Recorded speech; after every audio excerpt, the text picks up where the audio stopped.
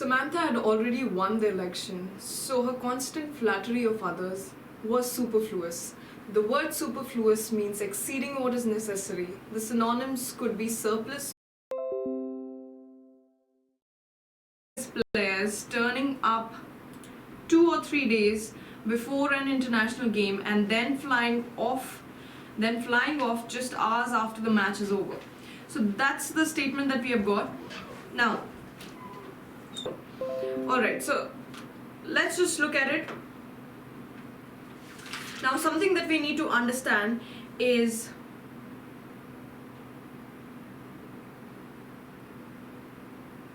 when we are using has, that means, let's say he has. So which tense are we talking in?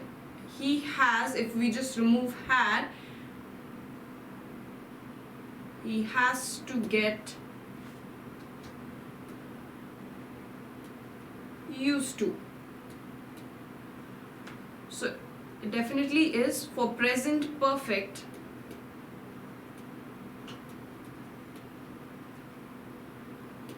What do we use?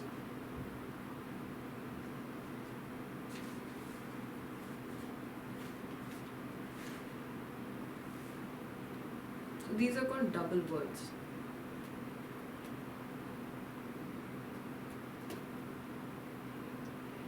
Okay, so for present perfect, what is the structure that we usually use? We use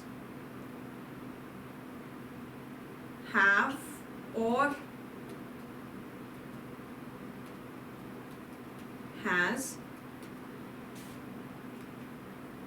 plus the past participle form, the V2 form.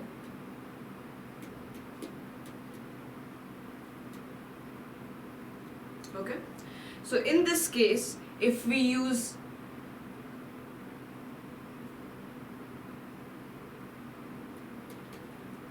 I have had too many chocolates, let's say,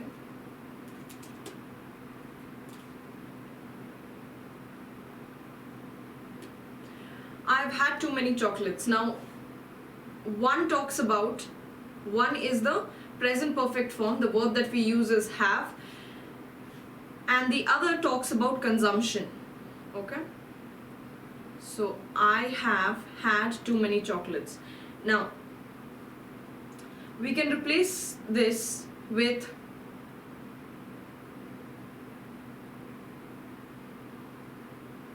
let's say I have eaten, speaks about the past participle form, that is eaten or had, and the other speaks about it being in the present perfect form, that is have. Okay, so we can use either of it. That's how we use it. Okay, so one speaks about consumption and one speaks about the present perfect tense. In this case, however, he has had to get used to seeing.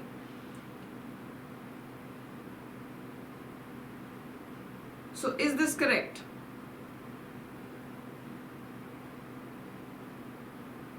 No, it is not correct because has is not required over here. He had to get used to seeing his players turning up 2 or 3 days before an international games and then flying off just hours after the match is over. Now, since it is over, it should be okay.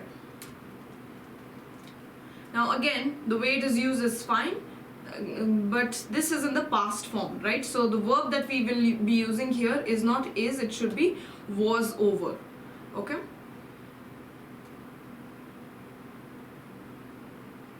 So the error is in part D.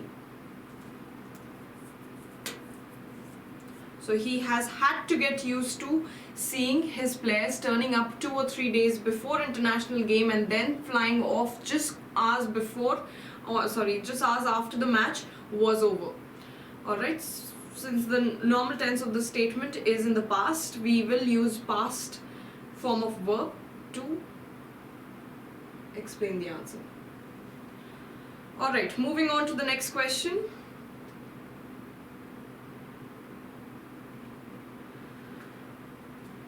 The next question is posted by Sony. Please explain the usage of number of, the number of, and a number of. Now, I want more number of example sentences. Okay. Now, something that we need to understand about, first we will deal with number of and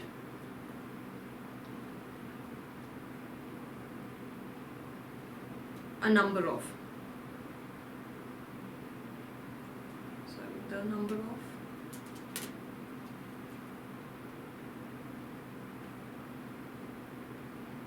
The number versus a number. Okay.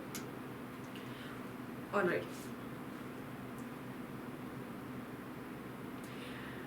Okay, so the expression the number is always followed by a singular verb.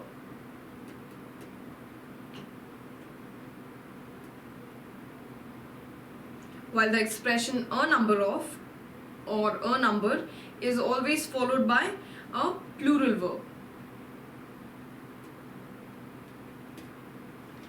So if you look at the example,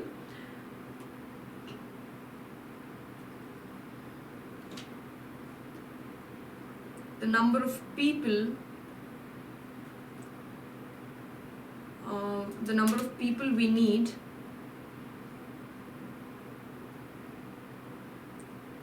to hire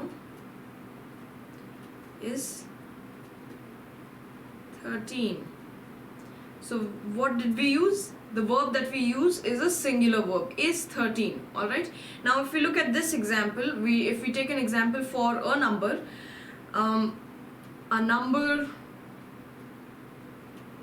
of people have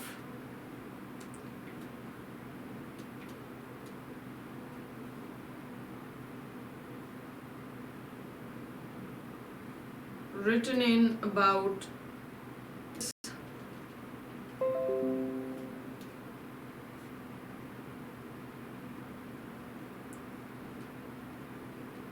you can say of a large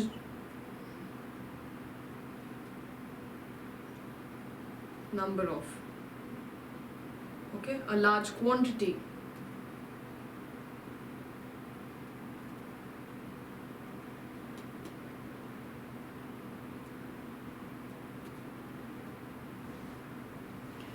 Okay, this is used for a large quantity. I'll give you an example for this one as well.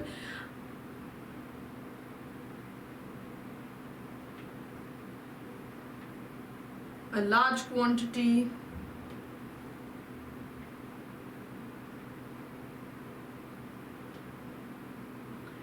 for example,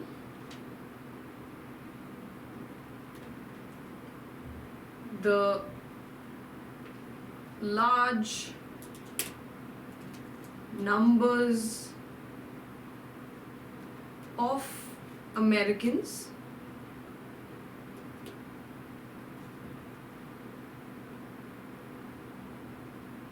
have voted for the elections.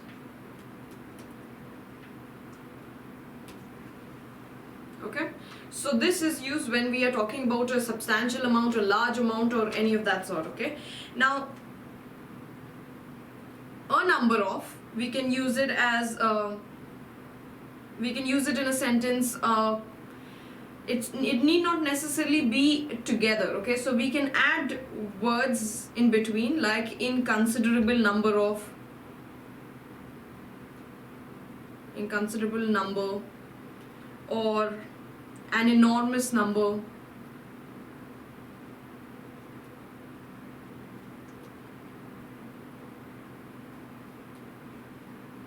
An enormous number of, so you can use it, or a small number of. This can be used for something that is small, okay, or less in quantity. Okay, whereas numbers of is used for large quantities or a substantial amount or a large amount of.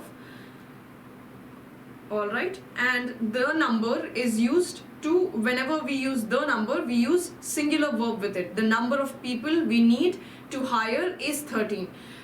For this one, the statement that I gave, a number of people have written in about this subject. So this is used for plural. Alright. Again, a large numbers of have voted. Large numbers of, this is also used in the plural form. So in order to answer this question, I want more number of example sentences. It should be, first of all, there should not be example sentences, it should be example sentences. This whole is considered one noun, okay? I want more number of example sentences, or since you are using number of, so it should be numbers instead of more numbers of example sentences. Alright, since you are not using a, that means we are not talking about a small quantity, we are talking about a large quantity, a substantial amount. So the word that you will use is numbers of and not number of.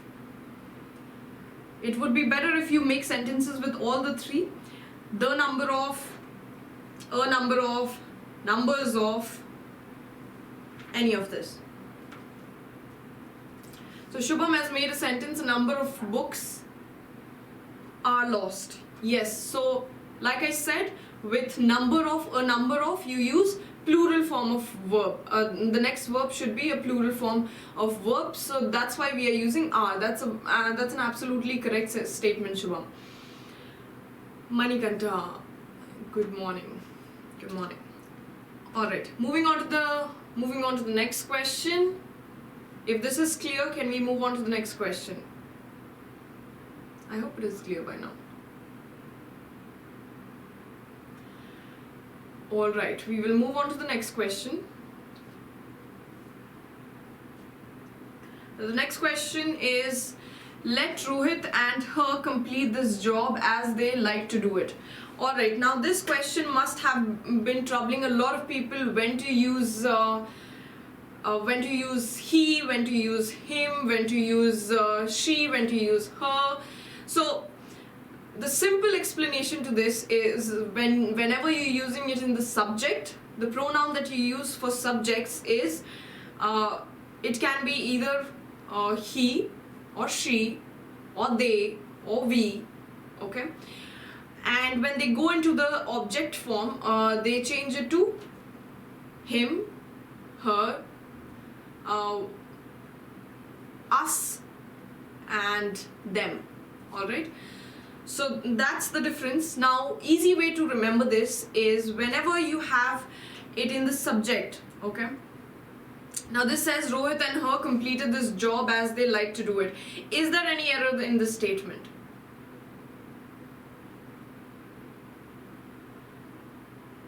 The pronoun her, is it used in the right way or the wrong way?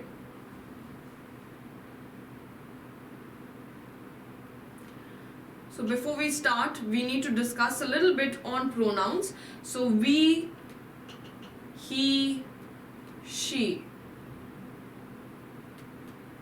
they. All this is used in the subject. So whenever you think that the action is being done by someone, then you will use these pronouns. And if you think the action is done upon someone, so you will use us, him, her, them. Object. Now there is possessive form as well. The possessive form is ours, his, hers, their, or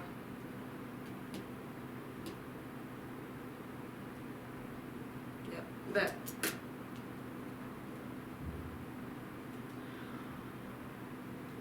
Alright, so these are called possessive. So whenever you see anything belonging to someone or something, you use these.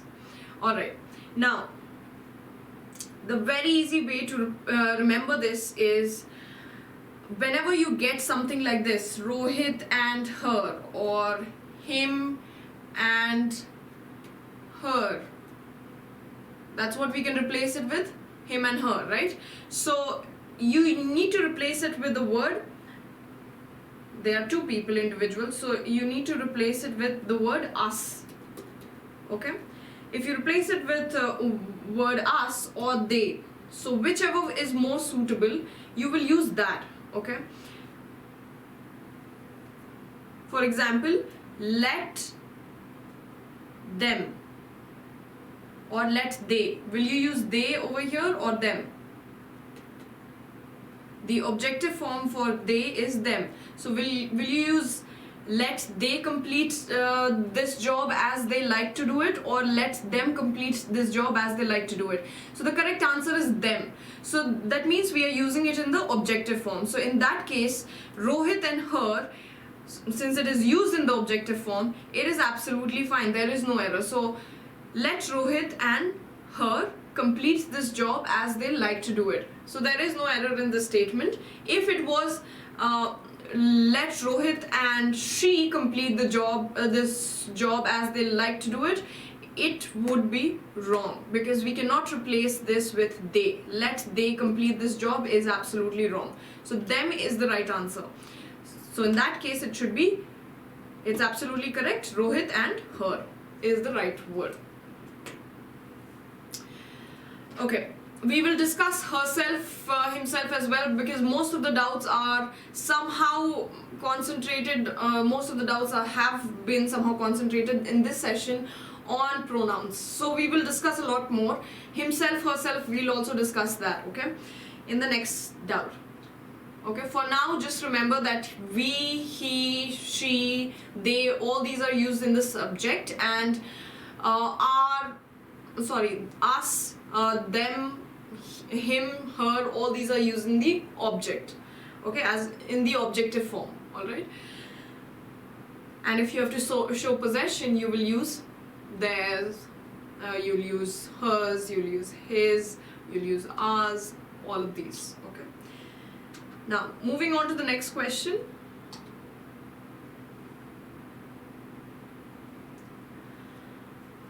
Now the next question, I'll just read the direction very quickly. A para is given with, oh my god, a para is given with 3 blanks followed by 6 words. Choose the best combination of words among the 5 options.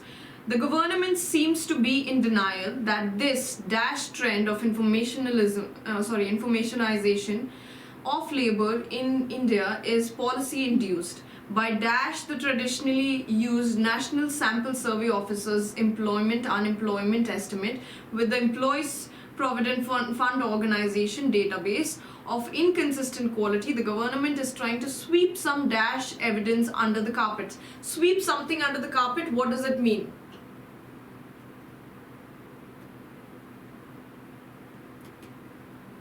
It's an idiom. So what does this idiom mean? Sweep something under the carpet.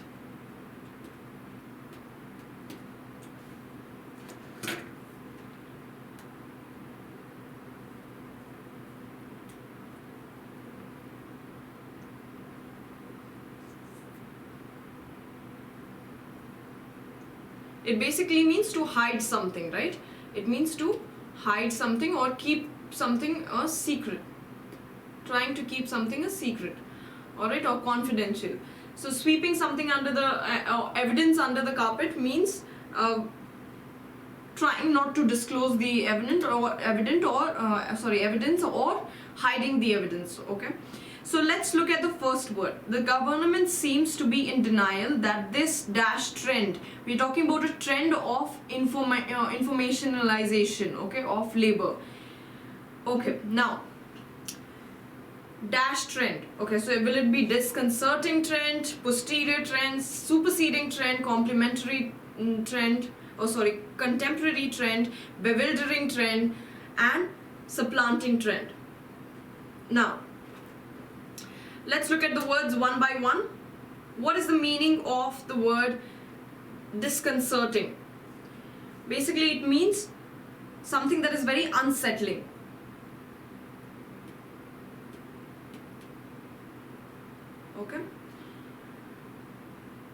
causing one to feel unsettled or unsettling, any of this is fine.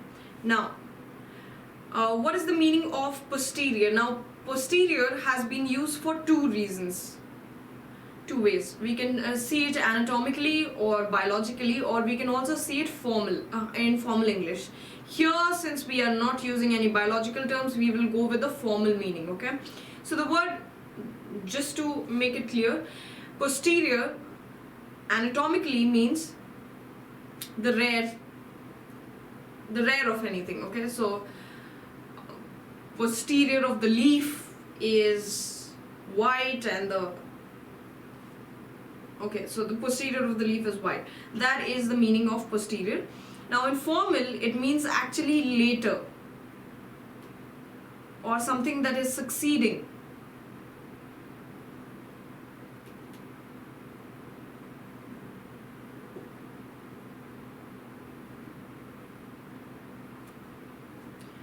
Okay, what is superseding? Superseding also means take the place or replace someone, okay? Take someone's place or replace someone or something.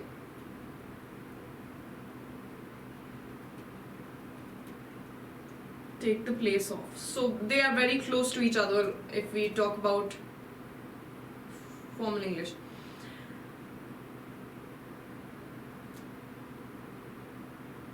Okay, contemporary means something that it belongs to the present time, okay? So modern would be a better word for it, modern, okay? Contemporary world we say. So the modern world. Bewildering is confusing. Anything that is confusing or perplexing is bewildering. And finally, supplanting means, again, superseding. And you know the meaning of superseding? I've already mentioned it before. Superseding means take the place of, okay, or replace someone.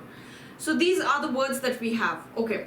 So the first one, let's first go to the options, okay, because if you start looking at it from the statement point of view, you will run short of time. So let's look at the options first. So there are two options that starts with D and two options that start with B. So let's look at B first, posterior. The government seems to be in denial that this posterior trend, it cannot be this succeeding trend, it cannot be this of informationalization of labor in India is policy induced. So it cannot be succeeding trend, it is a trend of now that we are talking about, okay? So B cannot be the starting statement or starting word, okay? The first blank, B cannot suffice it, okay? Now let's look at D. What is the word in D? Contemporary, okay? So the modern trend, okay? So that's a lot better than saying posterior trend. So contemporary trend would be the right answer.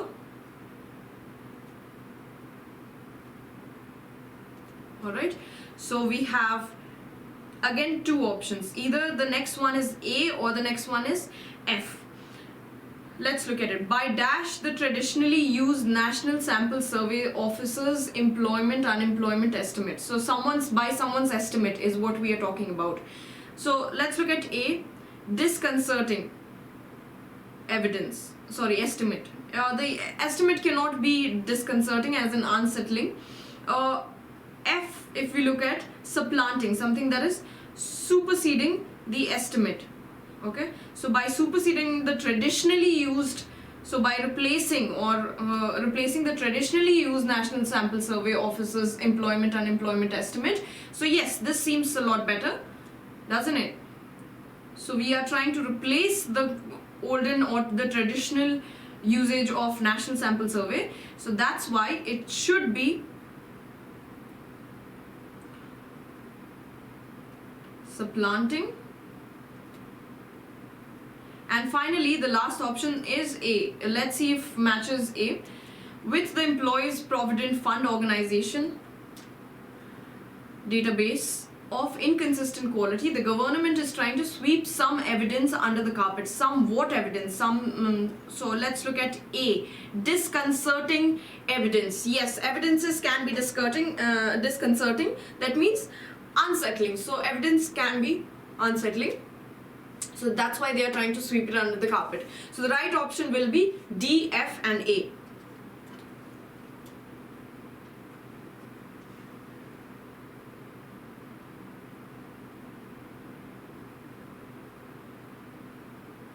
Alright.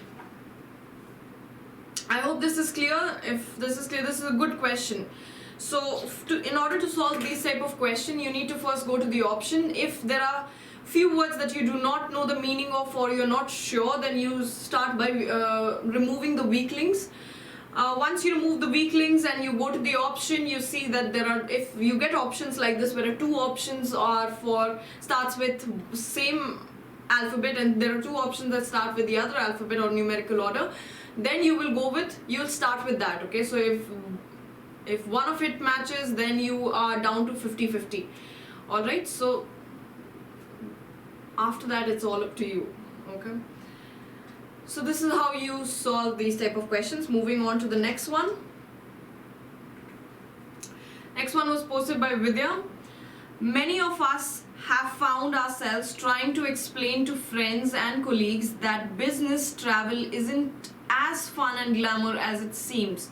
Okay, now anyone who can tell me, this is a very simple one, anyone who can tell me what is the weak link over here, or where is the error? This one is pretty simple, so you gotta tell me where is the error. It's staring right at you.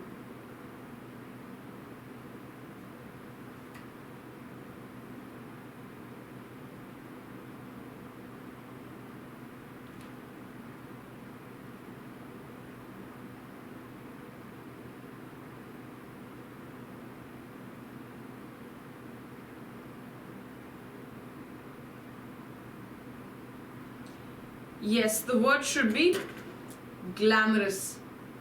Now, since we are talking about, many of us have found ourselves trying to explain to our friends and colleagues that business travel is a noun, and this is what we are trying to, so something that explains a noun or gives more description to a noun or talks about the quality of the noun has to be adjective, and adjectives usually have OUS at the end. Oh, I'm sorry. The suffix that we use for adjective is OUS. So fun and glamorous as it seems. Okay? Should be the right word. Glamour is noun. What we are supposed to use is glamorous, which is an adjective.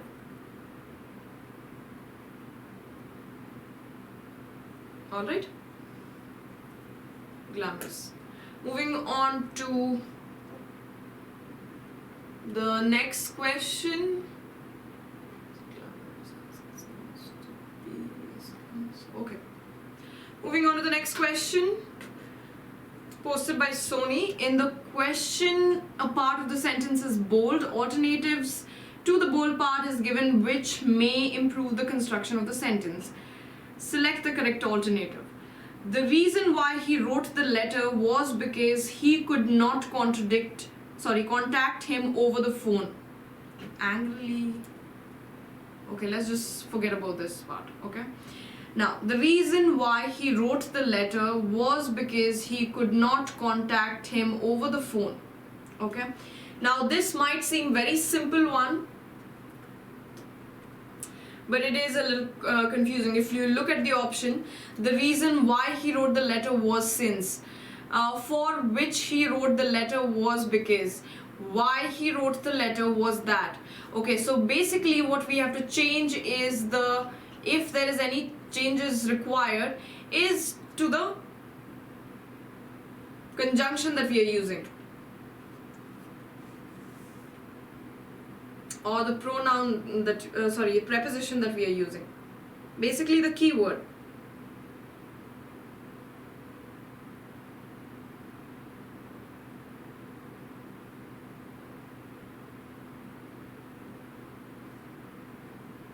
So you give it a try and then I'll explain what should be the right answer. So Shubham is saying no improvement required. Anyone else who feels the same, that there is no improvement required? Now you understand, I hope you understand, since can be used as a preposition, as a conjunction, or as an adverb, okay? So what is the meaning of since? When do we use since? Whenever we have to talk about for the reason that, for the reason that. Now for the reason that, the reason already mentioned, you need not add since again, okay? It becomes redundant. For which reason he wrote the letter was because. Again, for which reason, with reason we usually use why. The reason why. The pronoun that we use is why, not which. Why he wrote the letter was that.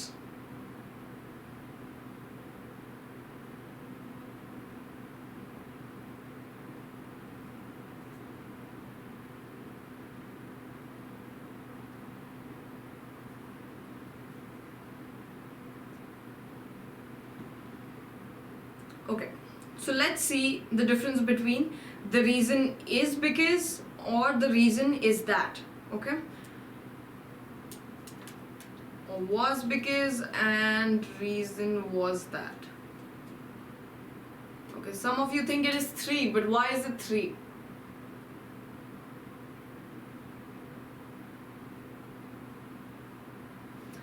Okay, let's say the reason we are late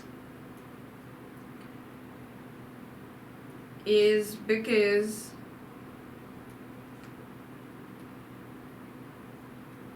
there was an accident. Alright, and for this, the reason we were late is that there was an accident.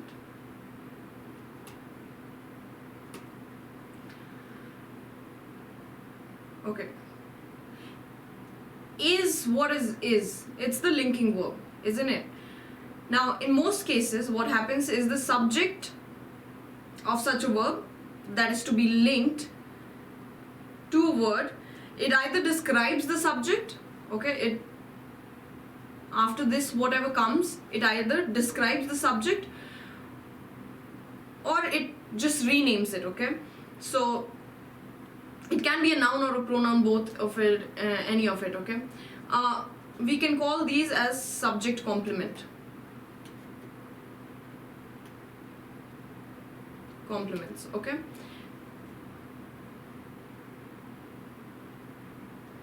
Because why do we call it subject complement? Because they complete the statement, okay? Now,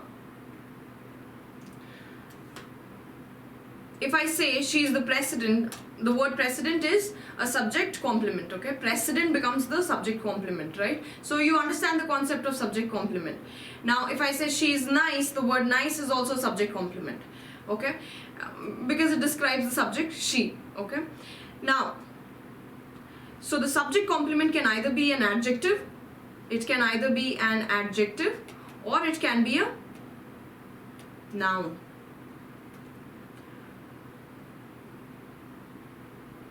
Or a phrase or a clause that is functioning as two parts of speech, okay?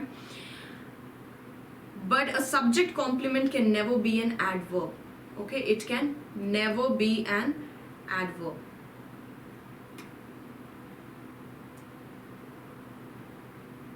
Okay.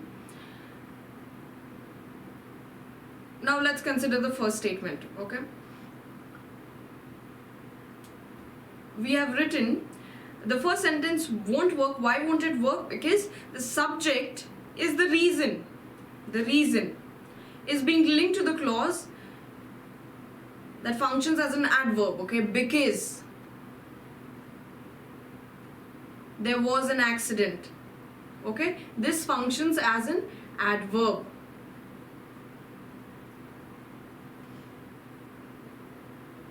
I will tell you the simple way of understanding it is as well, but what I'm trying to do is diving deep into the problem, okay? So we need to understand the very basics of how this works. Okay.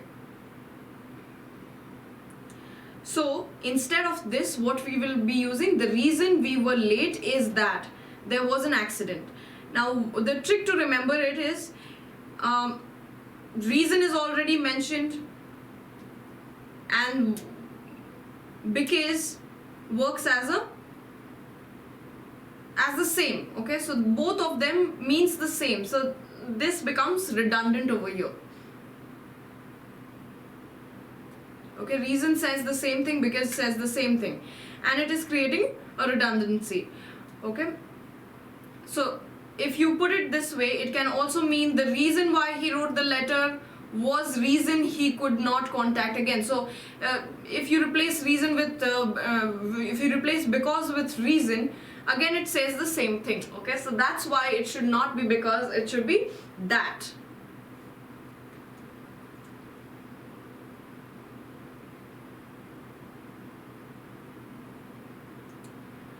I hope this is clear.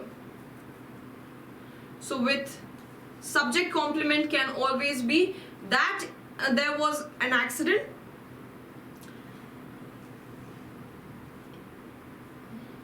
this is a noun subject complement, or it can be a pronoun subject complement as well, okay? That there was an accident. So instead of using that, we cannot use adverb, alright? Adverb is wrong, and the other factor of redundancy comes into picture. We can take the same thing in, okay, let's just try understanding this in a different way.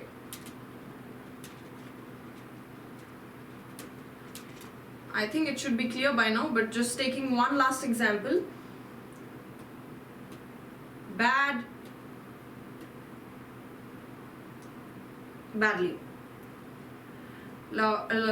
For example, we can say she feels badly about his accident.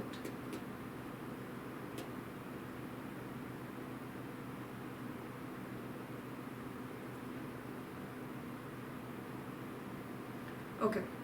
Now feels over here is a verb, right? Just like we used is in the previous statement, right?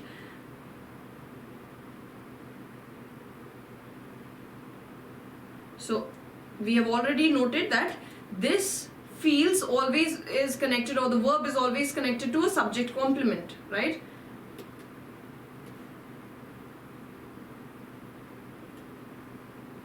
Now the subject complement over here is badly.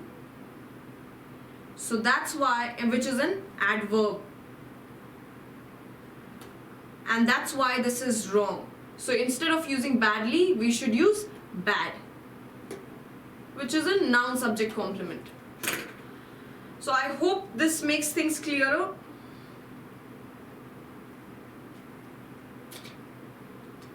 So the main thing that we need to understand is, if you're using the verb and there is a subject complement to the subject, something that is complementing the subject, that is supposed to be used or causing the effect or something like that, then we will always use a noun complement or an adjective complement. We never use adverb complement, okay? Adverb subject complement. So the reason because and the reason why is fine. Doubt. Is there any difference between the reason why, because, the reason because? That's what I'm saying. Because should not be used with the with reason, okay? Because you have already mentioned the word reason, which basically describes, I told you the meaning of because is the reason that, okay? So if you're using it twice, it becomes redundant. So you need to avoid using something of that sort. Like I said, the second one is wrong because we are using, with reason, we are using which. Okay? Instead of which, we should always, the reason is always why. Okay? Not which. Understood. Okay. So I hope this is clear to all of you. Moving on to the next question. This question was posted by Vidya. Most research suggests that highly intelligent people tend to be outgoing, well-adjusted, popular, contradict to popular belief. This one is also pretty simple.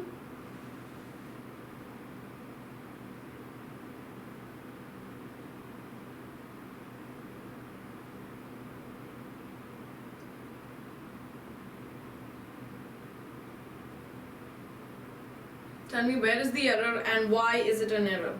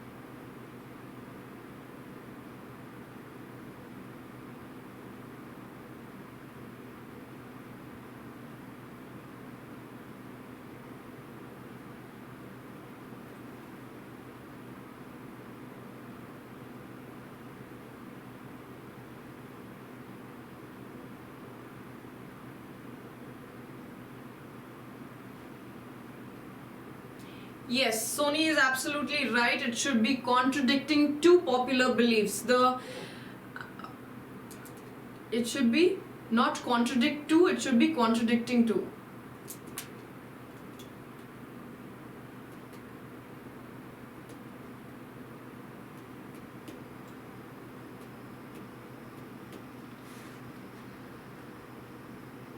The past participle form is what we will be using.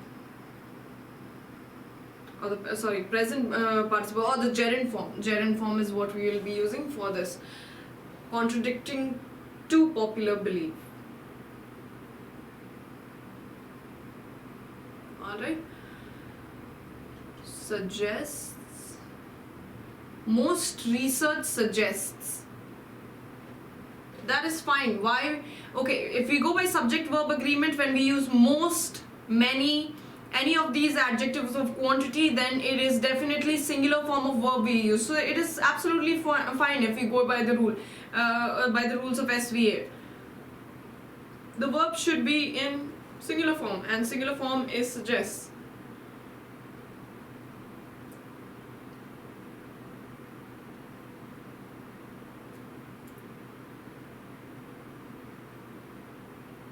Alright. Not because research is singular, because most is used. That's why we are using suggest. Alright.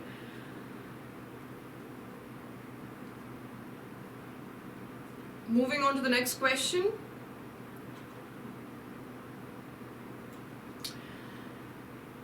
Okay.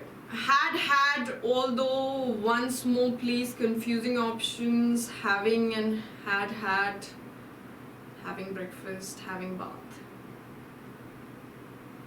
Okay. Like I've already discussed in the first question, have and had, or has and have, when do we use it? I gave the examples of I have had too many chocolates. I've had too many chocolates. Okay, I'll use the example once again, but I'll try explaining some of it. Like had, although I do not, I really don't understand what is once more, please. I mean, isn't it simple? Once more, please. Okay, few collocations that we always use. Having breakfast is still fine, but not having bath. You take bath, you don't have a bath, okay, because have talks about consumption.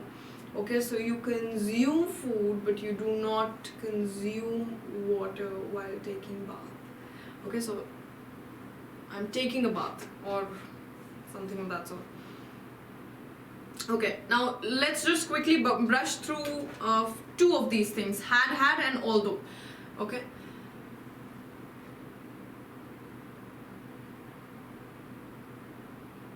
Okay. I will still discuss. Okay, when do we use although?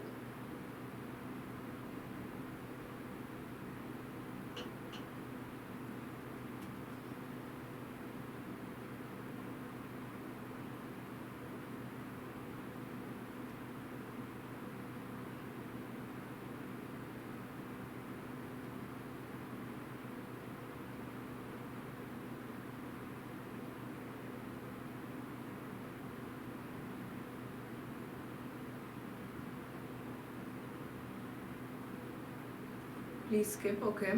No, I just want to know because there are people who still get confused when to use although. So let's just quickly discuss what is when do we use although and what is the meaning of although. Although means in spite of the fact.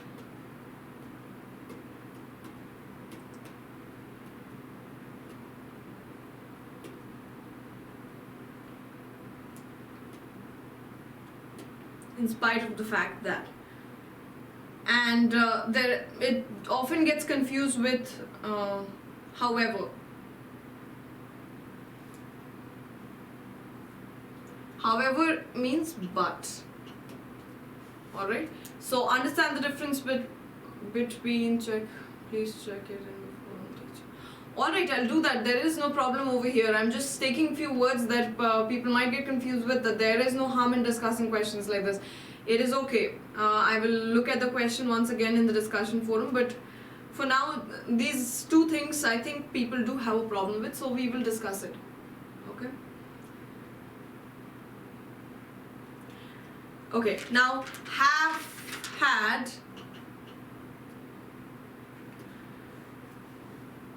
So have is generally used for present perfect tense, and we accompany it with a past participle form.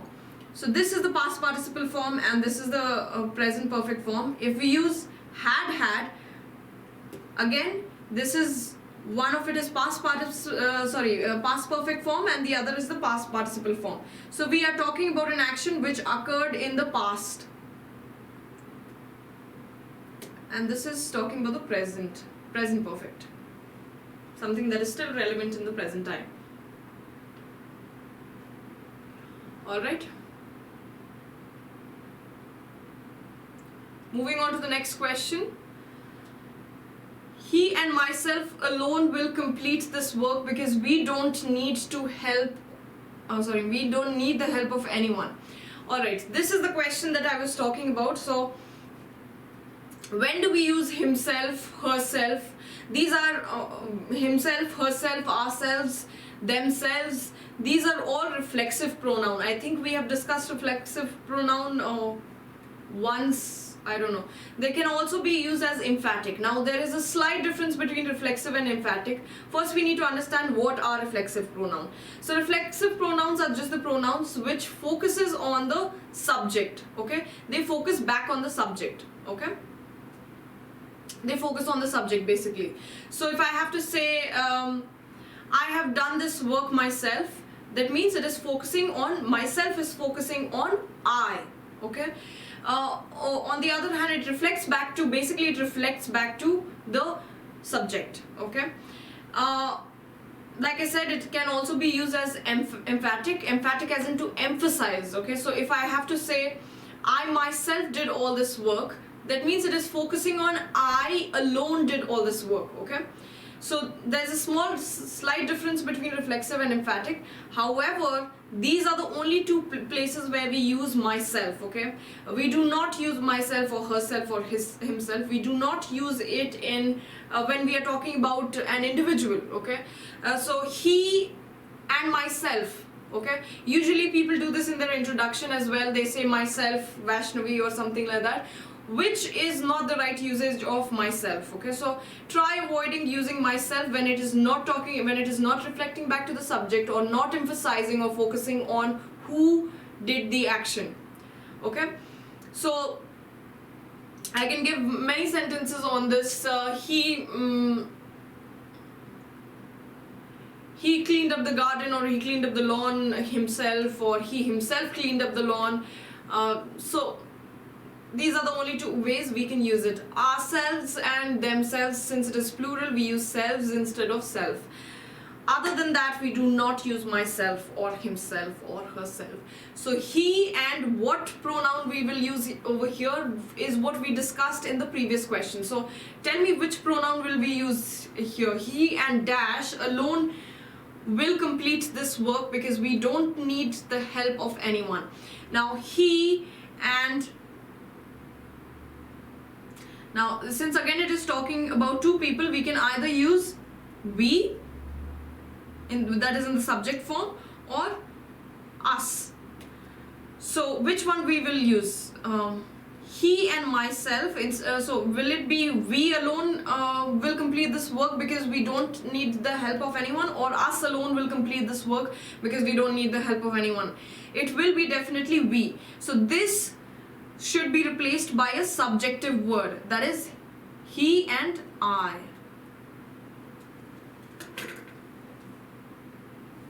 Okay, so the word should be he and I alone will complete this work because we don't need the help of anyone. Okay, yes, we. So this is a very simple trick to understand whether it will be him and I, or she and her, and so basically you can understand which one to use when, just by replacing it with we or us, whichever seems more appropriate. That would be your answer. The pronouns will be your answer. Alright, moving on to the next question then.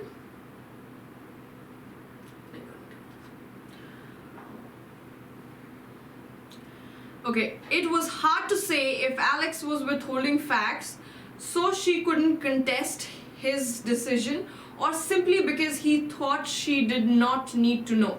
Okay, who is she, who is he, can't understand the meaning. Now I have got a clear picture of this statement. It's very simple. Okay, what we basically do is when we give a name, okay, we have this assumption about the name that this must be a female's name or a male's name. So I think the confusion is because we have considered Alex to be a female. Okay, but that is not the case. Alex is the man who we are referring to over here, and she is another person. Let's look at the statement once again. It was hard to say if, instead of Alex, we can replace it with if he was withholding facts, so she couldn't contest his decision. Okay, or simply because he thought, again Alex thought, that she, the she that we mentioned over here, the pronoun, same pronoun, she did not need to know. Alright, so Alex was withholding information or withholding facts for two major reasons. One, the first reason that is given is so she couldn't contest his decision, or simply because he thought, the second reason is he thought that she did not need to know. Okay, or we can replace it with, instead of replacing Alex with he, we can just replace she with Monica.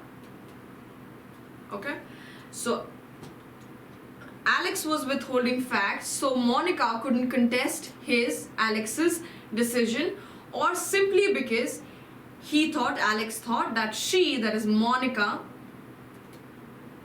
did not need to know. Alright,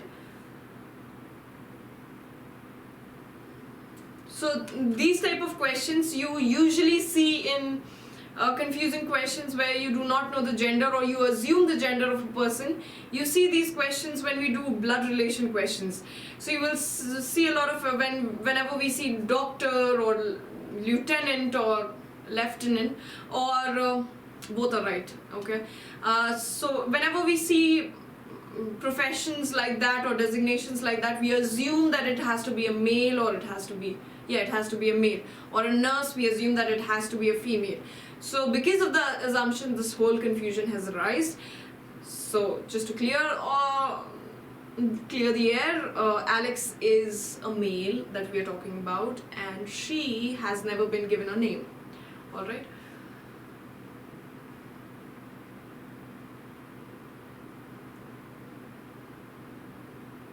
Okay, Shubham, like I said, pronouns, what are pronouns? You have made a sentence, Dhoni himself is not responsible for defeat. Yes, it is absolutely fine. The sentence has no problem. Now, himself is focusing on Dhoni, okay, which is a noun. What replaces a noun is a pronoun. So either a noun or a pronoun, it has to be reflected back to something. Okay, so here it is reflecting back to Dhoni. Instead of Dhoni, you can say he. So he himself is not responsible for the defeat. Okay, there should be a the for defeat, for the defeat. We are talking about a specific defeat, right?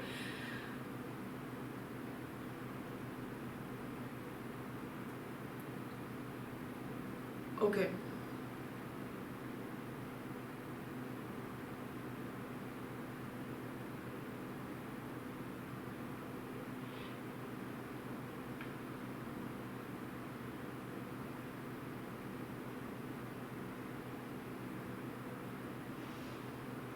Or replace it with whether. No, whether it should not. It was hard to say whether. Yes, instead of if, we are supposed to use whether or. Okay. Not, yeah, that is right. You should use if is not appropriate. You should use whether Alex was holding. So you have got two choices over here. So when you get two choices, so you use the word, the keyword or the transition word whether. Okay. So was he holding, whether he was holding information because of this reason or because of that reason? Yes, part A. Yeah, correct. It should be whether. It should not be if. Yeah. When you're given two choices, then you generally go with not if, whether. Okay, whether this is the reason or that is the reason. Okay, so whether or.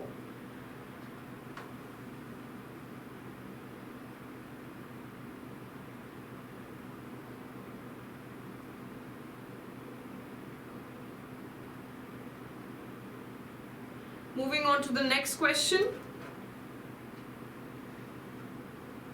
You, me and him should take examinations seriously. Again, the same type of question. So tell me the difference between what should be the correct usage over here.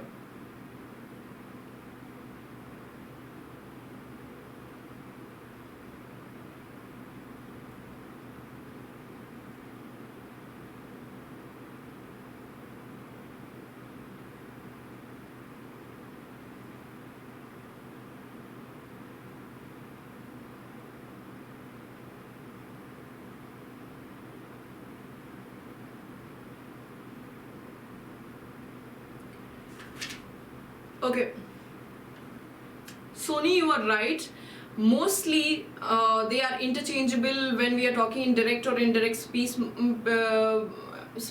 Mostly, yes, that is right. But there is an exception to this. Okay, whenever we are talking, when we are given two choices, okay, when there are two choices and not two conditions. Okay, if is always used with conditions, right? When there are two alternatives given, then we prefer to use whether than if. Okay, whether to if. Yes, you, he, you and I. Yes, no. Okay, you, I and him and he. You, I and he. He, you and I. Yes. Yes, yes. Third person, second person, first person plus the positive sentence. Yes, that is right. So it should be starting from the, instead of using you, me and him, we should go by first third person. Okay, so third person is he. Second person is you, he, you, and I, first person, you always, whenever it is used as a subject and there are other people, the second person or third person in the picture, you will use first person in the end. Okay, it should be the last one.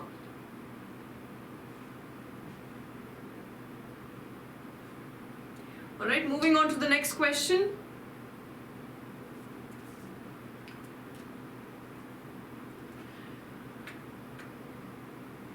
To dash in today's rapidly changing environment, corporations need to dash their learning capability.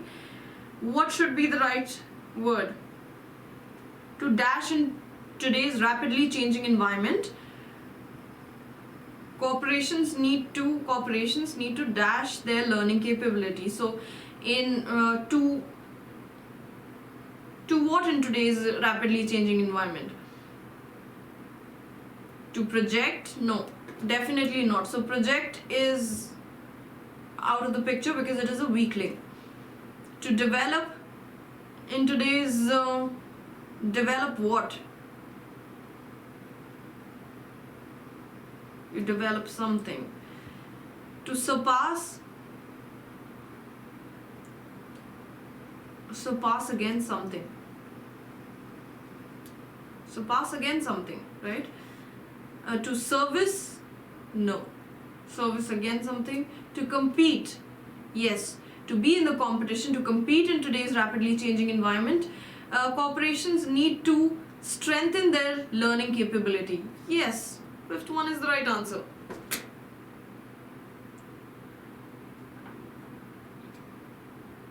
Now, develop, some people might argue that develop is also one of the synonyms of grow, okay? So, how is it wrong? Because we always, whenever we are using develop, we develop something, okay? So, there has to be an object to develop, okay? So, that's why we will not be using develop in this case and we will use compete, okay? Next one. This one is pretty simple. He is the best and honest minister in Parliament. Where is the error?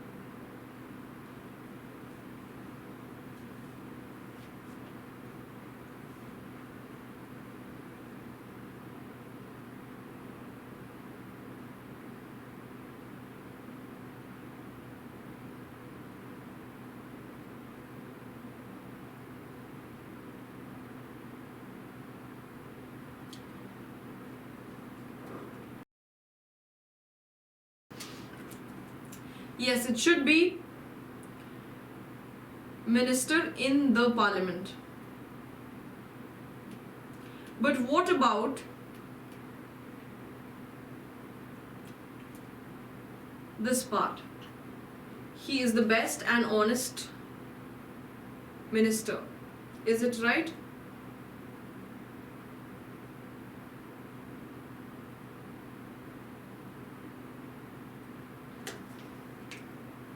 And if it is right, how?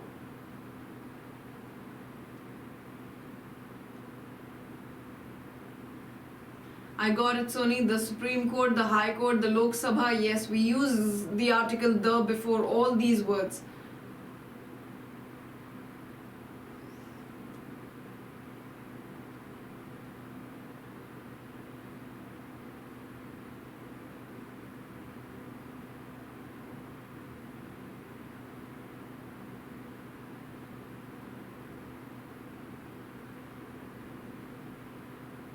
No, it should not be. Okay, when we are saying best, we are using the superlative degree, right, of an adjective. He is the best, and when we are using and, then the next word should also be in the superlative degree, don't you think so? Or there should be something that says that it is not in the superlative degree, like comparatively honest or something like that. And the most honest,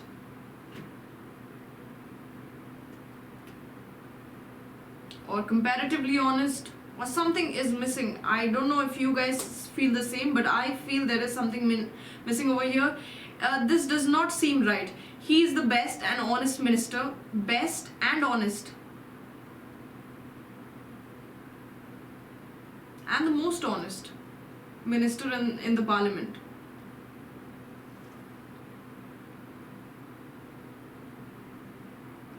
Since this is being used in the superlative degree, this should also be in the superlative degree. Or if we are not using it in the superlative degree, there has to be another word to say something about honest. Another adjective has to be there. This cannot be in the base form, the positive form, and this cannot be in the superlative form.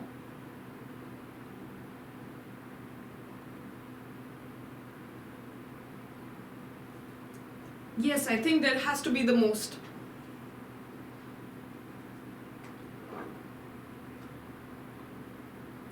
Shubham, you're right. Correct, both are referring to the same person. I agree, Sony, but like I said, one is being used in the superlative degree and another is just a positive word, okay, positive adjective. For example, I cannot say she is the most beautiful and good girl. Does it make sense? Yeah, it should be most honest or comparatively honest or something like that, okay? So I feel that has to be the most honest as also part of the error.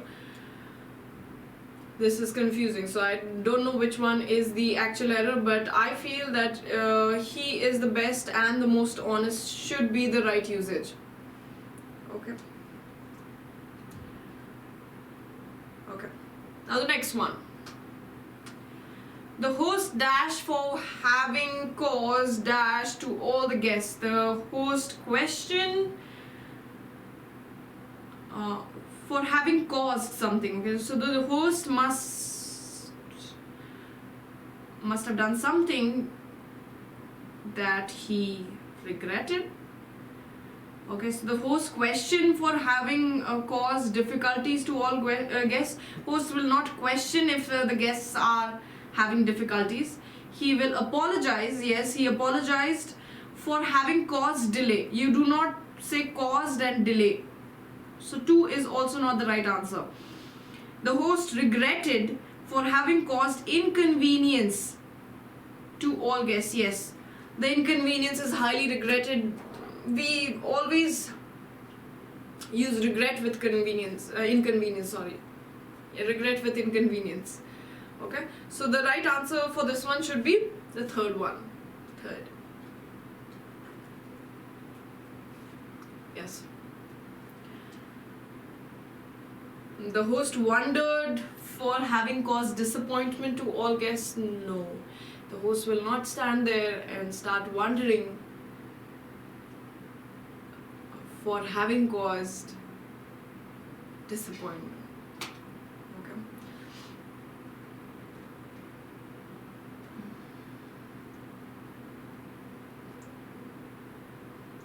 Okay, last 2 questions. Let's look at it.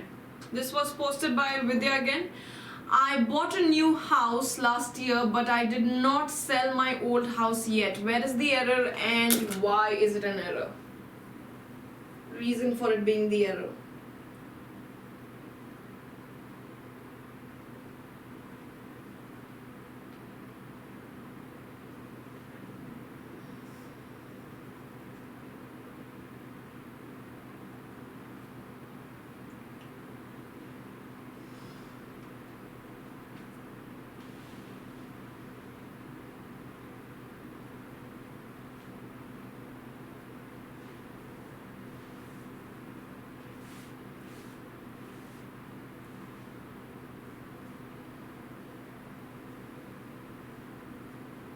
I bought a new house last year, but I did not sell my old house yet. Okay, so what should we replace it with? Manikanta says it should be C, where we have the error, but I did not sell. So what should we replace it with and why? But I did not sold. I have not sold. Yes, it should be, instead of did not sell, I have not sold my old house yet. Okay, did is generally used for the past. This is talking about an action which is present perfect. Okay, so I have not sold my house, my old house yet. So it talks about present perfect action. Okay, so that's why we will not use did not sell, we will use have not sold yet. So the error is in C.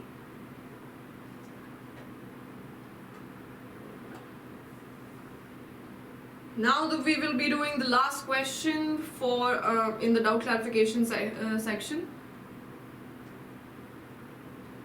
This one was posted by Sony. Sony, your question is going to be the last question.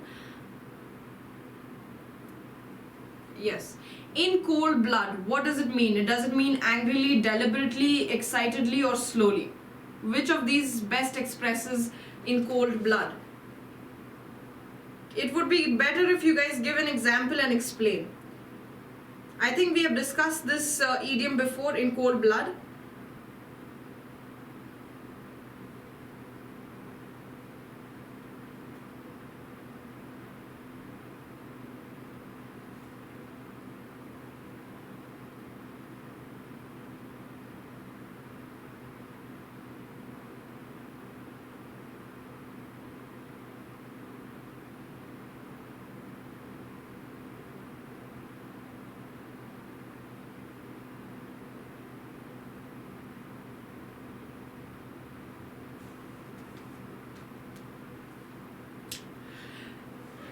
So basically in cold blood means in a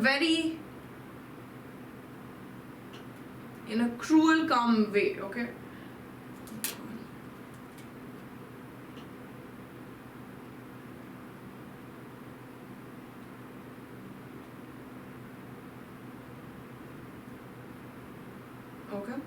basically showing no emotions.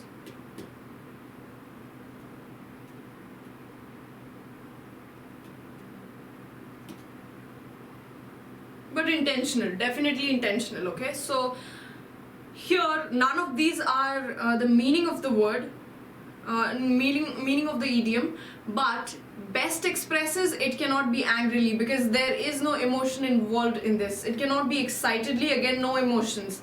Slowly, again it does not talk about the pace of how the person has killed. It talks about whether it was intentional or not intentional. Okay, so deliberately, yes, would be the right answer. Not slowly, not angrily, deliberately, without showing any emotion, without having any kind of sympathy for the person or having any kind of emotion. Anger is another emotion as well, so it will not be angrily, it cannot be excitedly, and it cannot be slowly. Okay, because someone who kills someone else in cold blood not necessarily does it in like slowly. Okay, so basically it should be we can also say okay, he murdered the children in cold blood. He wanted to murder the children, so it was intentional. So that's why it will be deliberately and not angrily or slowly. Okay?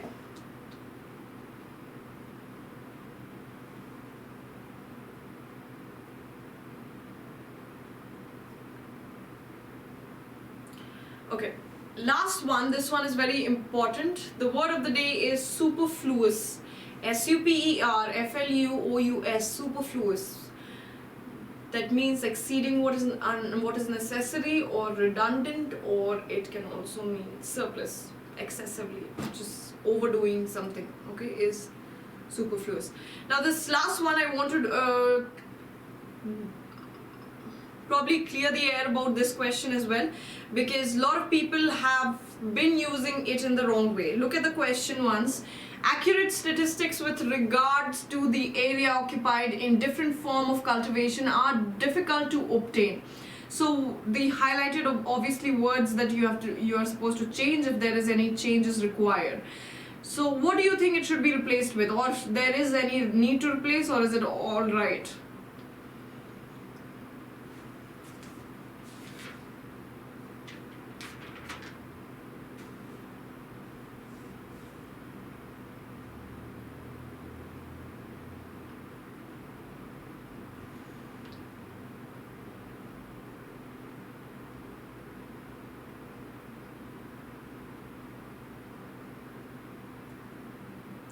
So what do you usually say? We have used in regard to or with regard to when we are talking about a male. Okay, this, let's say this male is in regard or regards to our telephonic conversation or your message on the date. Okay, so which one is correct? Is it regards to or regards to? We do not use regards to. It is absolutely wrong. We always use with regard to or in regard to. Okay, so it goes with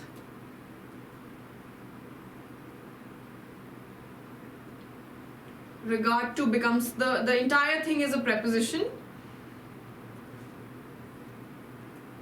plus the object, your message.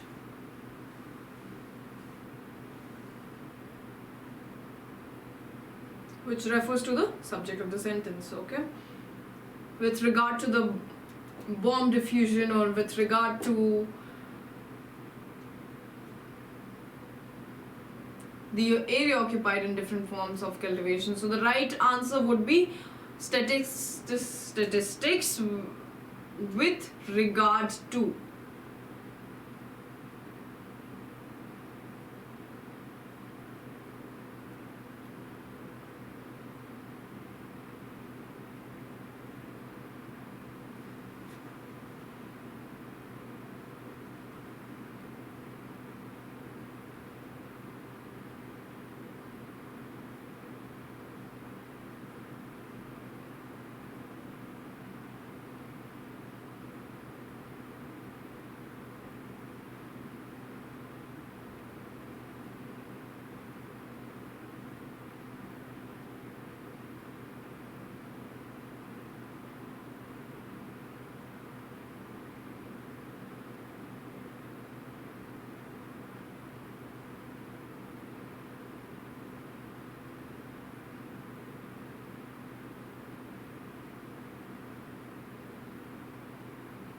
Okay,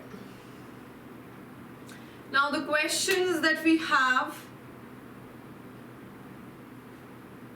are difficult plural. Yes, it should be statistics because we are talking about which one is accurate statistics with regard to the area occupied in different forms of cultivation are difficult to obtain. Okay, statistics are difficult to obtain. Statistic is difficult to obtain. So yes, it should be statistics. That is fine. He played the match in cold blood that might cost him his future. Okay, Shubham, I don't know if what you've used is I'm a little confused because generally speaking, whenever we speak of this idiom in cold blood, we speak of murder. Okay, so yeah, he shot him in cold blood or he murdered him in cold blood. It's always related to murder. Okay.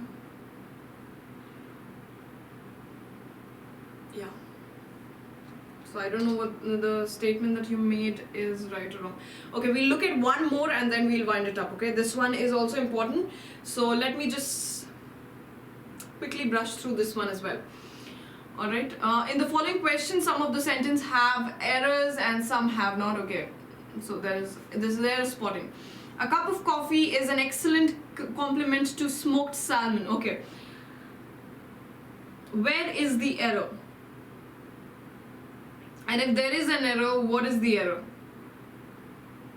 A cup of coffee is an excellent complement to smoked salmon.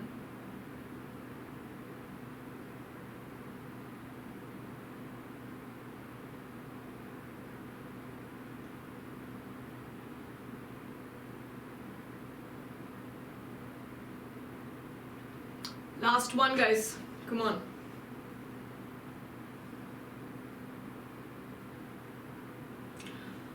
So before we do that, we need to understand two things, okay? There are two words that people get confused with: complement and complement. They are homophones, they sound the same.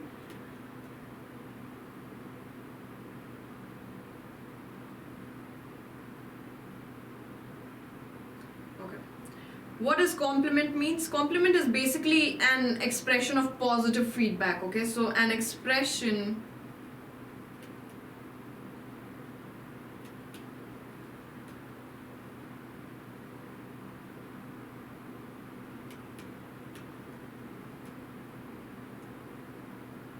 feedback. So we use it, he complimented me for my success, or he complimented me for the hard work that I put in, or he complimented me on my dress. So compliment is basically a positive feedback. On the other hand, compliment, let's look at compliment, is something, not the exact definition, guys. I'm just giving you whatever I'm telling you is not the exact definition. It is just for you to understand, and so that it becomes clearer to you as to what should be the right usage. Well with.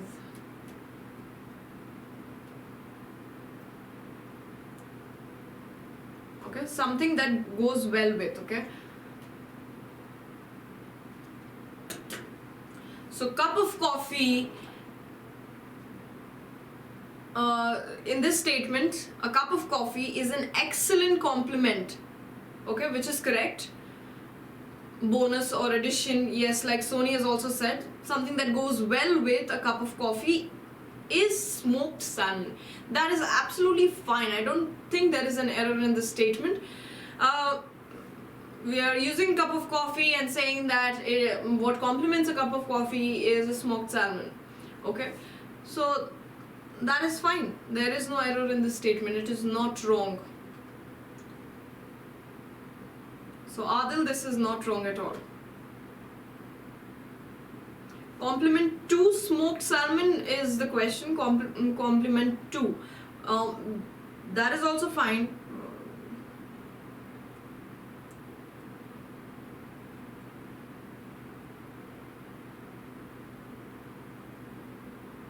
Addition to, yes, bonus. Now, smoked salmon is the noun, okay? It is not in the ed form. We are not considering, we should not consider it as a verb, which would be wrong, and that will make the previous questions, the previous words as well wrong, but it should be considered as a noun. So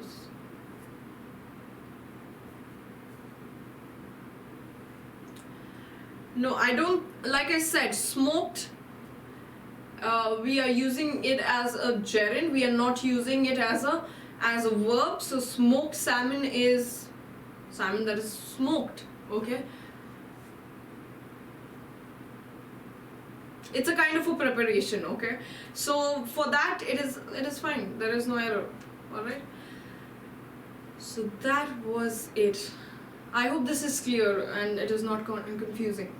I just wanted to focus on the word complement because a lot of people get confused. What is the difference between complement and complement with an I and with an E? Alright. So this brings us to the end of today's session. We will resume the class in half an hour and we will be discussing SBI mains refresher. So till then, you guys can go have breakfast. If you haven't had your breakfast, see, if you haven't had your breakfast, you can go have your breakfast and then come back to the class. Thank you for joining me. Take care until next time.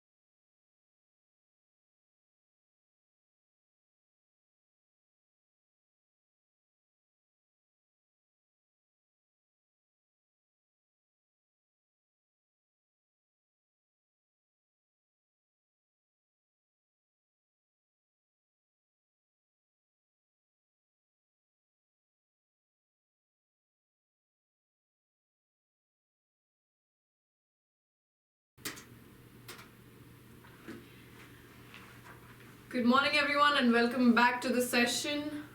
I think there are enough members to start the session once again. So now we will be discussing SBI main refresher. I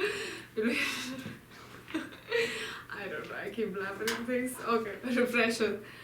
So let's get started with the questions because today we have a lot on our plate. We'll be discussing error spotting, a lot of questions on error spotting. We'll also be doing a reading comprehension, appropriate word substitution, so on and so forth. Okay, so we have a lot, and one para jumble as well. So let's begin with the session. So this is our first question. I will just read the direction for those who have not solved question like this before. In the given questions, there is a sentence given which is divided into 5 parts labeled as A, B, C, D, E. There will be grammatical errors in any 2 parts, not just 1, 2 parts of the sentence. From the options, choose the pair which contains error. So you're supposed to choose the options which have error, okay? Should not get confused with the options that do not have error, okay? So let's start. But the election of number of Mr. Zuma's supporters to the ANC top executive in last month's organizational poll may have put paid to such hopes, even if their populist program will constricting Mr. Ramaphosa's pragmatic approach on the economy before the 2019 popular vote. So where is the error and what is the error? Now, since this is the first one, let me do it for you. And from the next one onwards, you will be telling me the error and I will just be telling you if there is any explanation, I will be giving you the explanation. So let's look at the first half of the statement. But the elections of number of Mr. Zuma's. Now, I clearly mentioned in the previous session, and also that was your doubt clarification session, that whenever we use number of, numbers of, and number of, a number of. So now if we look at the statement, I told in this case, since we are using number of, so we have found an error in statement 1. Now let's look at the rest of the statement. To the ANC top executive in the last month's organization poll may have put paid. What is the meaning of put paid? Put paid to is another phrase which means to mark something. It can be a bill. Your answer.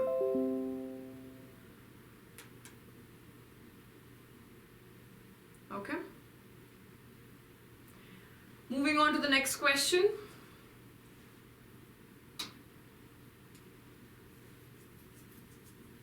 His victory intensified speculation over the early exit of the beleaguered Mr. Zuma, who has been embroiled in an allegation of high-profile corruption that predates their presidential tenure since 2009.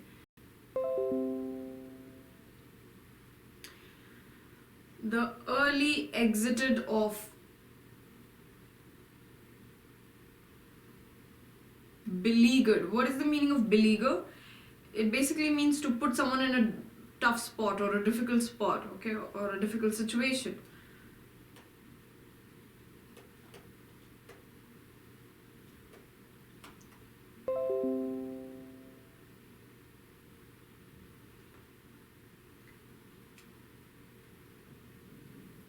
Who has been embroiled in allegations. What is the meaning of embroiled? Basically, completely involve or deeply involve in an argument or a conflict or a difficult situation, okay? So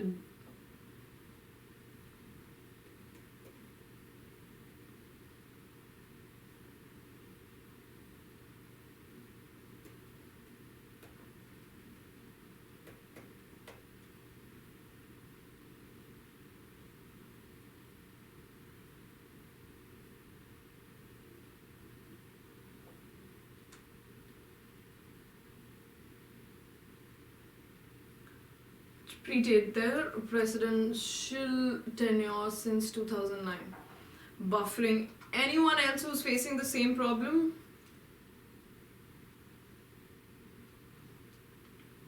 Anil is saying it's buffering. Anyone else who's facing the problem?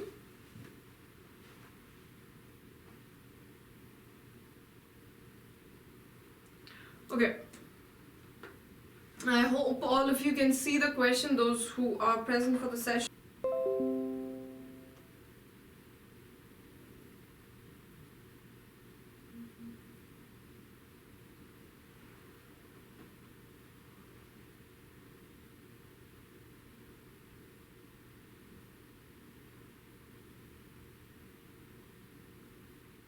Buffering. Okay. I don't know why.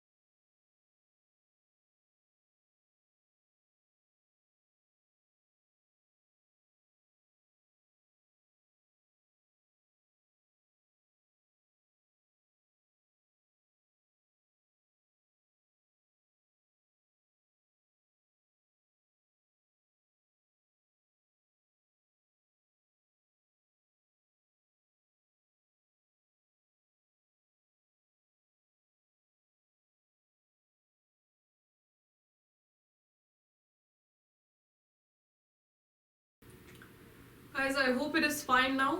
Refresh them. If it is not, please please refresh your page.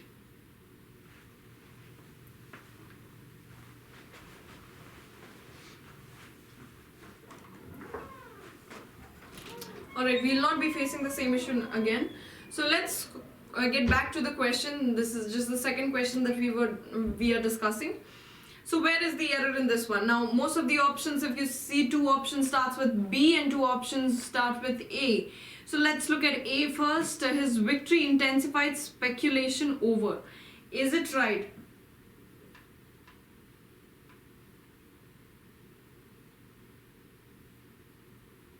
Yes, speculation over, till there it is absolutely fine. Okay.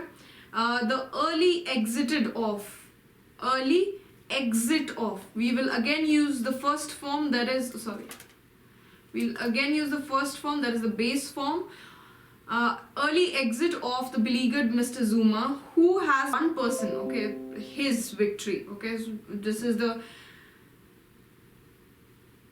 Mr. Zuma to act on that recommendation inside a month. Inside a month, we never say inside a month, we say within a month.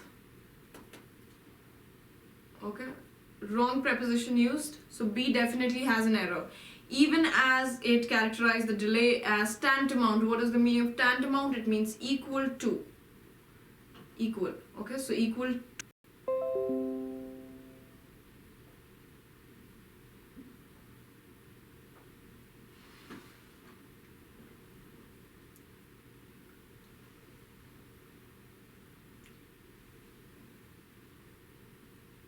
Okay, so ombudsman's constitutional duties. And now, so where is the error? The delay as tantamount to, equal to, disregard or regarding.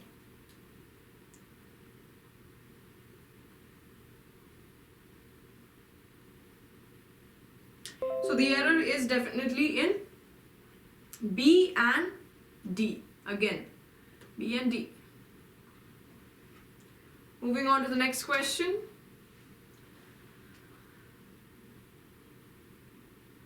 Where is the error and what is the error? The most speculator of Mr. Zuma's controversial link involves state capture, a cryptic description of the strategic connection between the president's family and the mining and media empire in the now notorious Gupta brothers.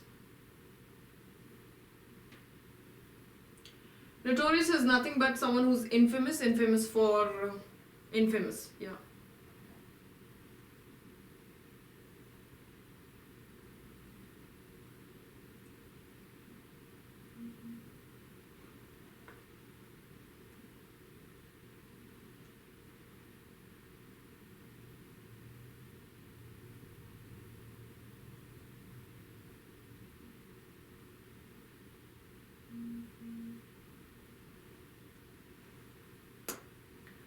Okay guys, now you should start answering because I do not see it buffering now.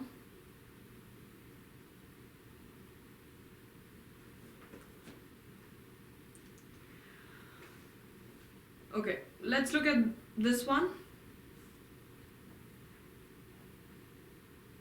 The most spectacular of Mr. Zuma's controversial links involve the most spectacular. We are referring to one. Okay, so it cannot be involve, it should be involves.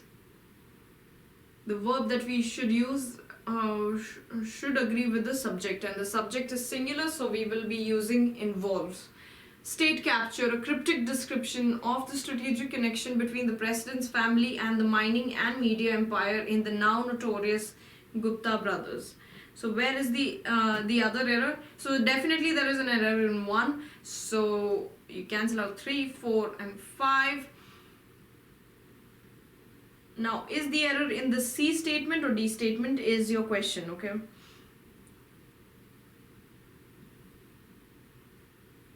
So where is the other error?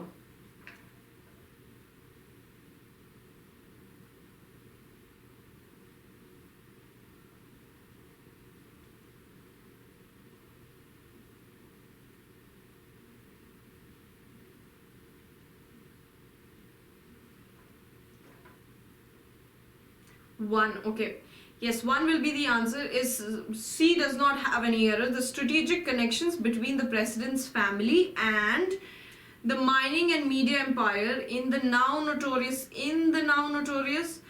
or of the now notorious. Of the now, the preposition that is used is wrong. Empire, it cannot be in the now notorious. It has to be of the now notorious Gupta brothers, okay? So 1 is the right answer. Moving on to the next question. A ruling by South Africa's Constitutional Court at Friday, we all know that for days of the week we use on Friday, not at Friday. So 1 definitely has an error. This one was easy, I guess, to identify.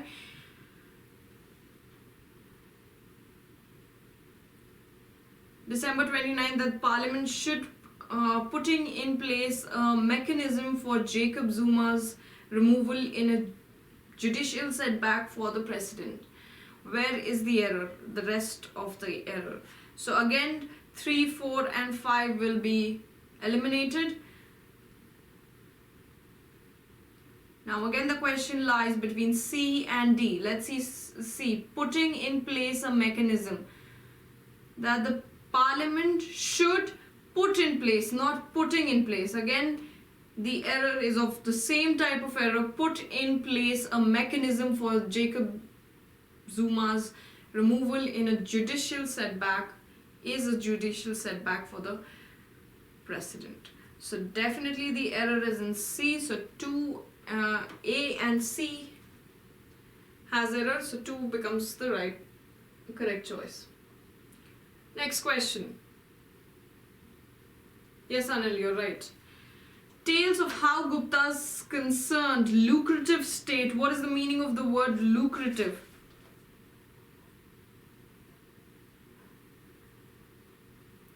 So something that lucrative state, as in very productive state, or You can say producing.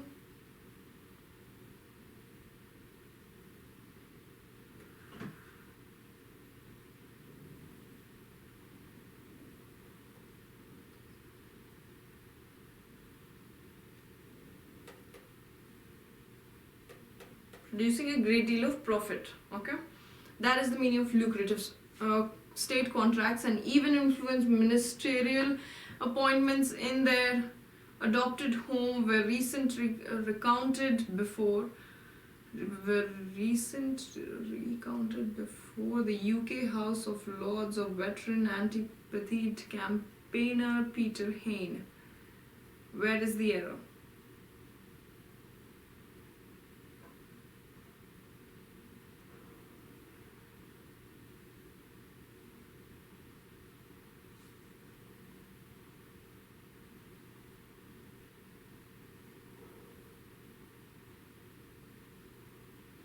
Okay, tales of how Guptas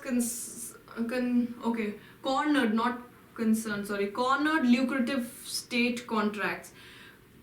Guptas. Okay, so this is a special title given to a group of people. So the article "the" is missing over here. Whenever there is one single thing that we are talking, or is only one, or we are specifying brothers or franchise or any of that, we use "the" as the preceding article. Okay, tales of how the Gupta brothers cornered lucrative state contracts and even influenced ministerial appointments in their adopted home were recently recounted before. Okay, where is the next error? I think I gave it away. Home what were they? Recently recounted before the UK House of Lords and by veterans and anti-Patheed campaigner Peter Hayne. So definitely there is an error in C and definitely there is an error in A. So A and C, again option number 2 becomes the right answer. Recently. Yes, you're right, Navya. Next one. See if you can solve this one.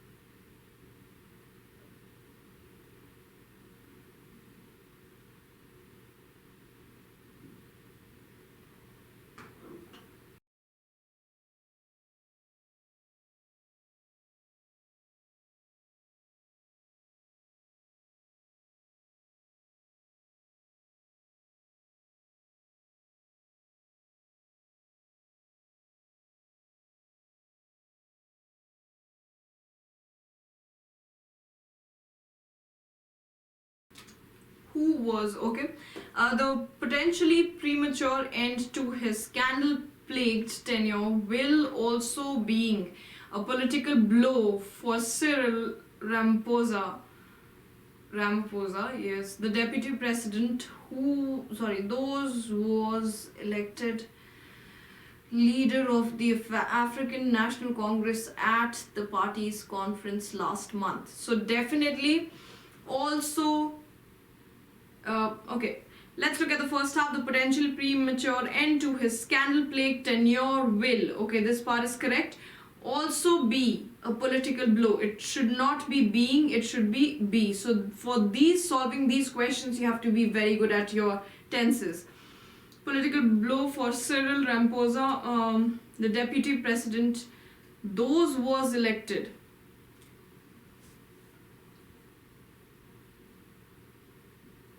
Is it right? Those was. It should be who was elected. Okay, so again the answer is A and C has error. You're right, Anil. Who was? Okay, Navya, that was the second error, but what about the first error? I try identifying both the errors, not just one. Okay. Next statement. Next time you're writing the comment, please make sure that you write both the errors and why. What should it change to, or probably why. Any of it. Okay. This is the next one.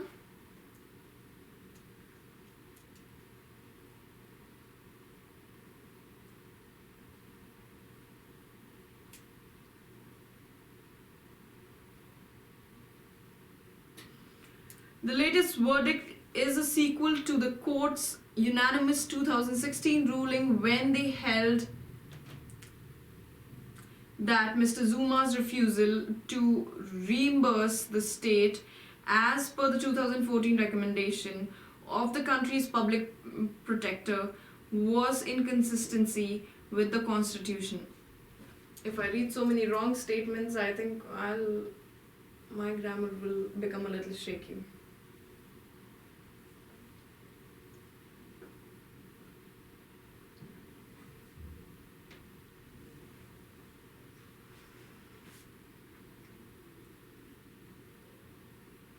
Okay, then answer this one now. Oh, B and C, sorry. Oh yeah, it should be B and C, not A and B. I'm so sorry, B and C. Third one, yes. Thank you for pointing it out, Anil.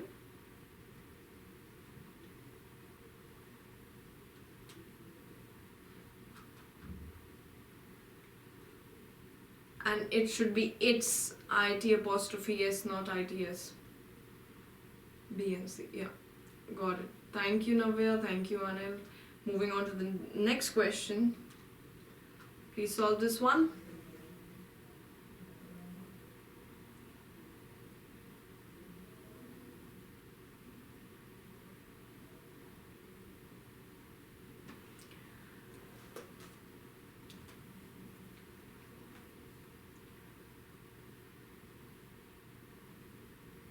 Alright, let's see. The latest verdict is a sequel to the court's unanimous 2016 ruling when they held that Mr. Zuma's refusal. When they held?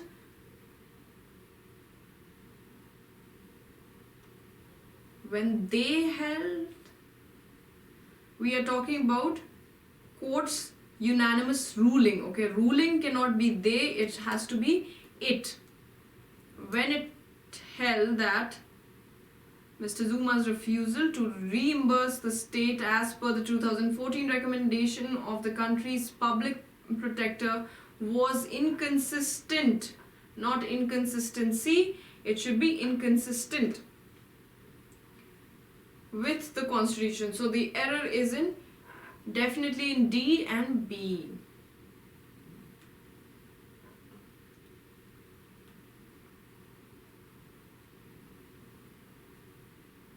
Yes. Moving on to the next question.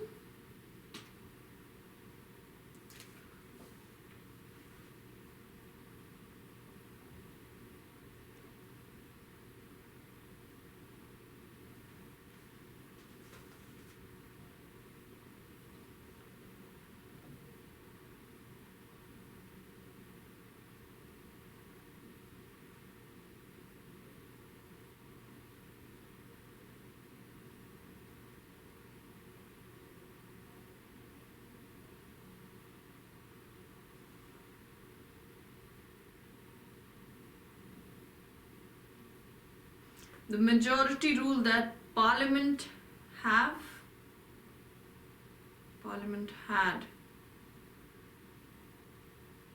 because the next word is failed, so Parliament had failed, not have failed. The Parliament had failed to hold Mr. Zuma to account for the use of millions of rands of public funds to upgrade his rural home in Kandla in his native province, KwaZulu-Natal.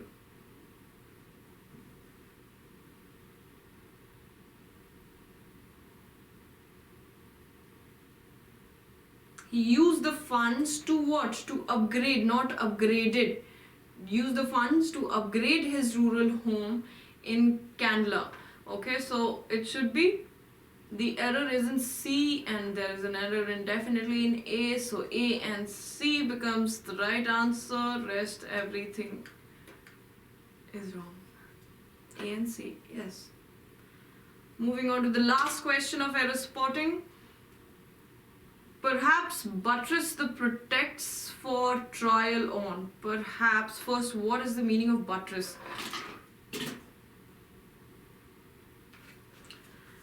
Okay, buttress is just a support, okay? We are using it as a verb over here. So as a verb, as a noun, it means generally pillars have a buttress that is used for support. So when you're using it as a verb, it becomes a support system, okay? So it becomes as a support, okay?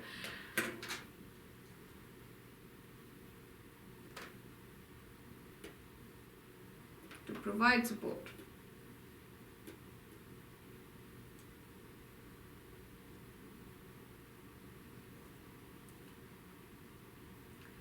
So it should be, since we are using it as a verb, it should be perhaps buttressing.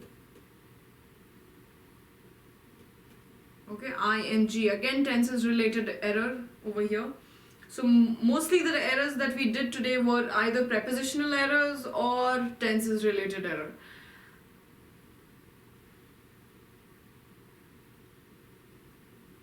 So A definitely has an error.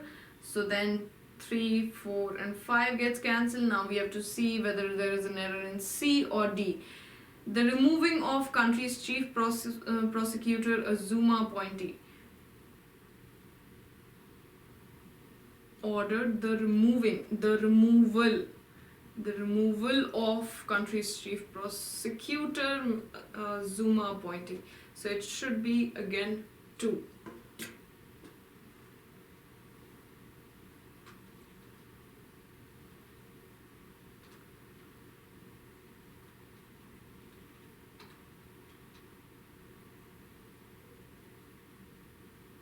Alright, so the next section that we are going to talk about is fill in the blanks with the words that are given in the option. Pretty easy one. Let's quickly go through it and see how much of it can we solve. Okay. So I'll just quickly read the direction. In each of the question given below, a sentence is given with one blank. Below each sentence, 4 words are given, out of which 2 can fit the sentence. 5 options are given with various combination of these words. You have to choose the combination with the correct set of words which can fit in the given sentence. So you have to choose 2 words that can fit in one blank. 2 words, not just one out of the 5 options or 4 options that are given, okay? 5 combinations are given. Okay, so let's see the combinations. Let's see what fits in the best. The process of dash legislation for road safety has been in the making for the past 4 years. Has been in the making, has been in the process of making, okay? The process of dash legislation for road safety, okay? So suggesting legislation, no. Announcing legislation, again not. We are trying to introduce, okay, what am I doing?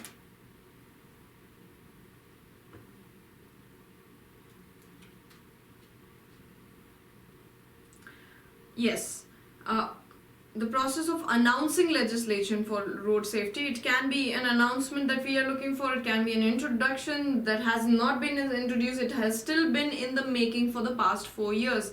So C, yes, B, yes. Prefacing is the introducing.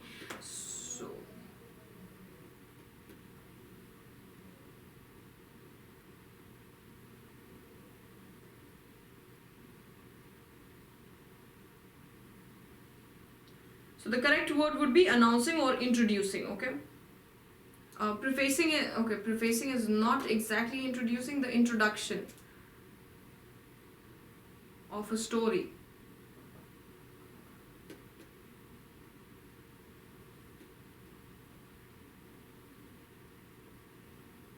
Okay, so the right answer would be B and C. Third one is the right answer. Moving on to the next question. For long, scientists have been dashed by the fact that long strands of DNA apparently have no real function. Okay, now this I clearly remember we did discuss this before, and the problem that came up, cropped up the last time was, I'm so sorry. The problem that popped up the last time was confused and puzzling. Now, puzzling is shocking, okay? Confusing, on the other hand, is just something that puts you in a dilemma, okay? So that's why it should not be confused, okay? For long, scientists have been what? They have been surprised, they have been shocked, okay? They have been astonished, they have been puzzled, okay? They have been puzzled by the fact that long strands of DNA apparently have no real function. Not confused, okay? It should be astonished and puzzled. A and B. So 1 is the right answer.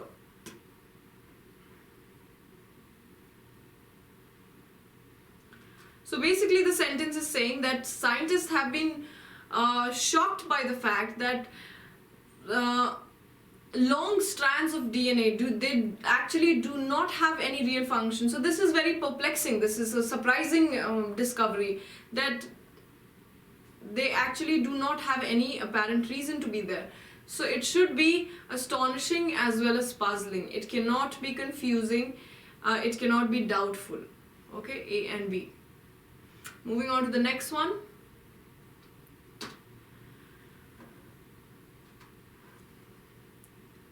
For the BJP, while winning the state may not be very dash to its overall dominance at present, losing it may have ominous significance. Okay, so winning might not be very something very important or essential, but losing may be ominous, may have an ominous significance. So which one would you use? Very urgent? Definitely not. While winning the state may not be very dash to their overall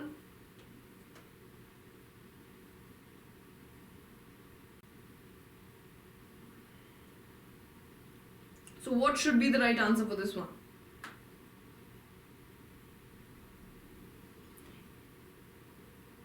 We are talking about importance over here. So how important or how essential it is, okay? So it not be very essential, okay? So 1 is definitely essential. So essential and crucial, they are synonyms of each other. Both means important. So it not be very important. It's not a matter of urgency. It is a matter of whether it is important or not, okay? So it should be either essential or crucial. B or D. That is the 5th one.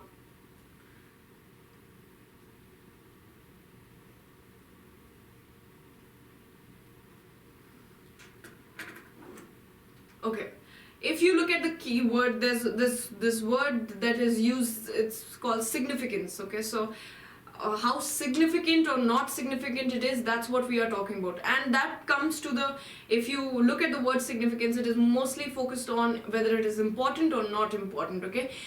Keeping that in mind, it should be essential as well as crucial, okay? So these are the words that you can replace important with. So it should be option number 5 and not 2 of 2. It should not be 2. I hope this is clear. Moving on to the next question.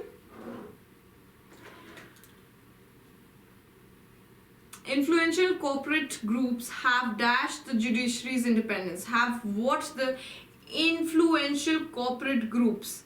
Okay, so this is a group which has somehow affected the judiciary's independence. Okay, so they have made an impact on the judiciary's independence.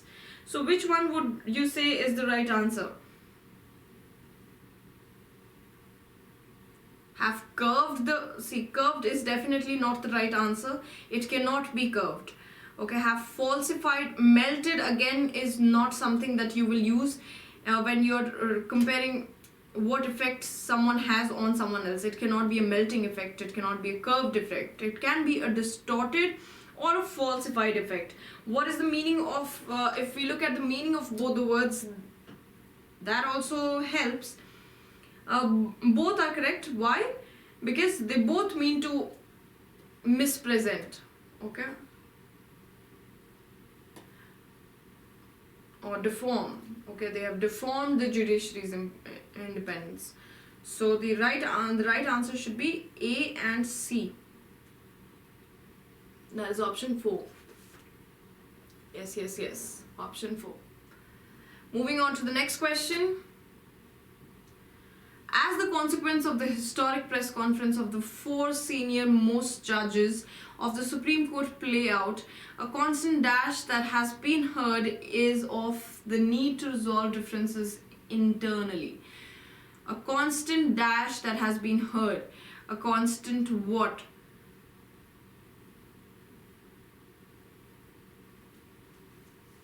What would be the answer for this one?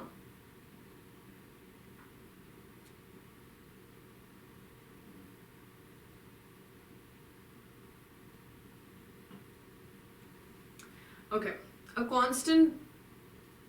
Okay, as the consequences of historic press conference of the 4 senior most judges of the Supreme Court play out, a constant dash that has been heard is of the need to resolve the differences internally.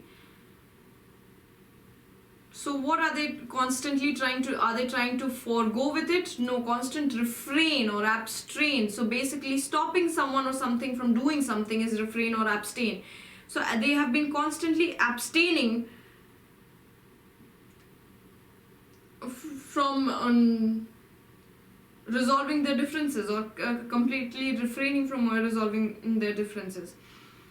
Okay, so the answer should be B or C. They both are synonyms. If you put stop here, sweetheart, Shraddha, if you put stop, no, not Shraddha, I think Anil, constant stop that has been heard, that is not grammatically correct, okay? So it should be 2 or 2, B and C, B or C.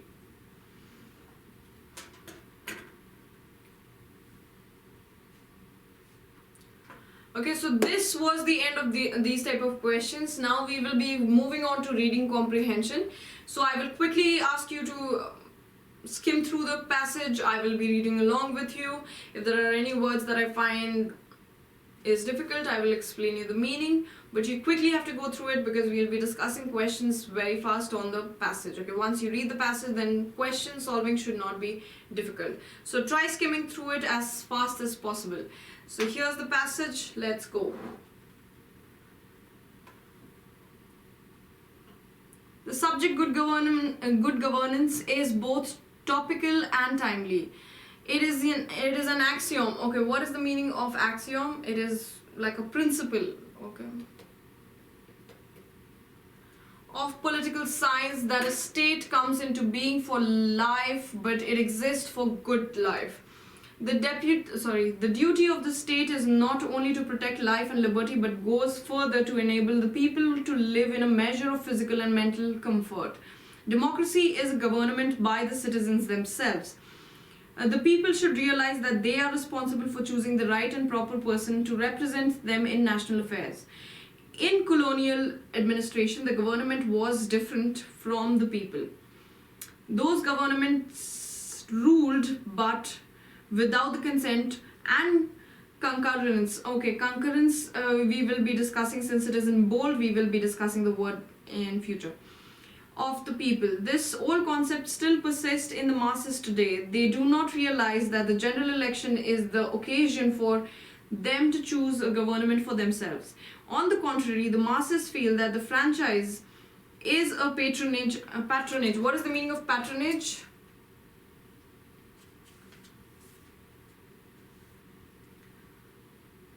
Basically sponsorship.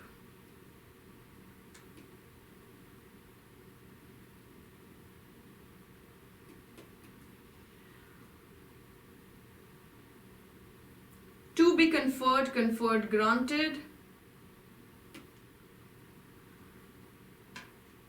On their kith and kin. Kith and kin is, it means relatives.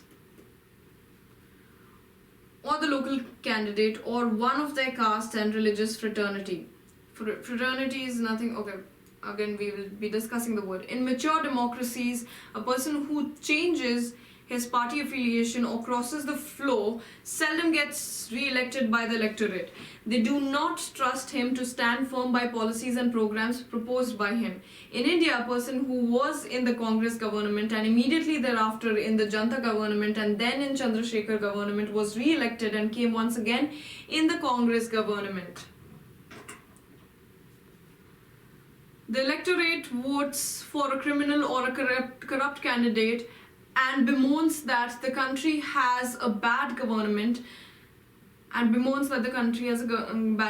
The electorate does not realize that even as it contributes to its own household expenditure, it has to contribute to the country's governance. It is easily misled by the unscrupulous promises of political parties of free food, free clothes, free electricity, free everything. Even enlightened people plead for tax concession, subsidies and incentives, oblivious, again we will be discussing the word, oblivious of the fact that they are met by borrowing, which in turn imposes burden indirectly on themselves. Besides, in a true democracy, the people voluntarily observe the laws, rules and regulations as they are forged by themselves in the interest of good governance. It is only because 90% of the people abide by the laws and 10% transgress. What is the meaning of transgress or transgressing? Go beyond the limits of.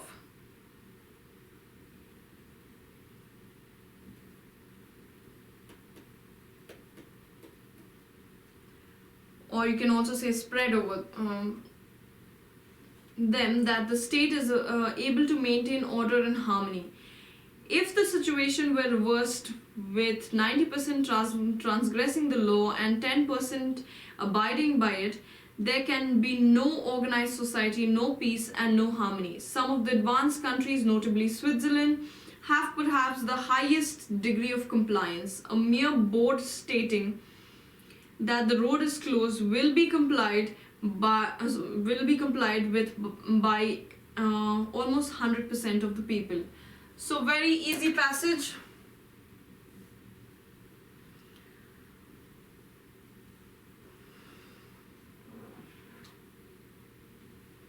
Okay.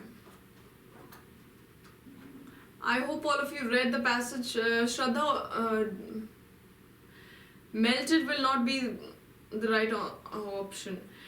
Distorted is deformed, okay, but melted is something that goes from solid, being in a solid state, to a liquid state. So melted, again, we always refer melting with melting of heart, probably something that is rigid and we are making it soft. So that's when we use melted when we are talking about figurative use of melted. So I hope the passage is clear. It talks about how in democracy people have the power, but people do not think that they have power.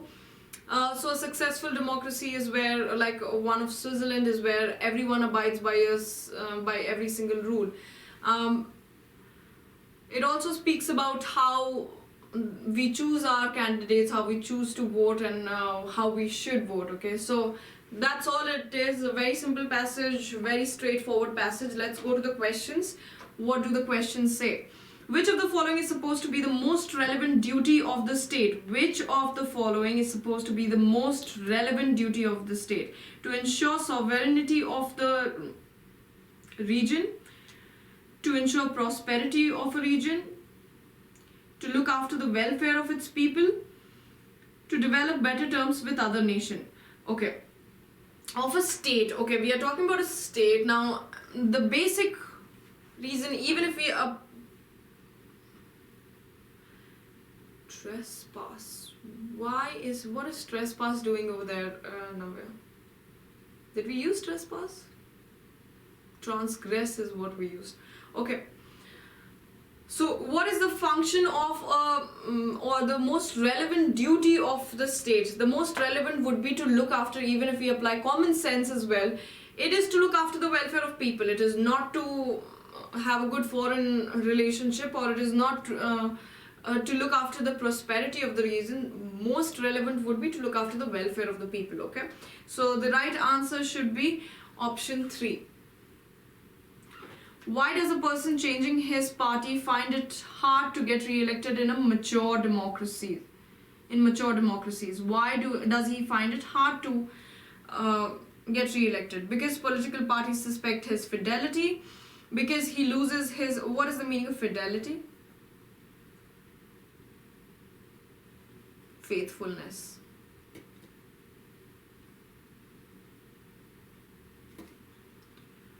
So, because political parties suspect his fidelity, no, the political party in democracy, political parties have nothing to do with his faithfulness, because he loses his image in the political circle. Again, political circle, not really something that people will be choosing, and it's not just about the political party. Because his eligibility for fighting elections get questioned, again, no, because he has to depend upon the stand of his new party. No, none of these would be the right answer.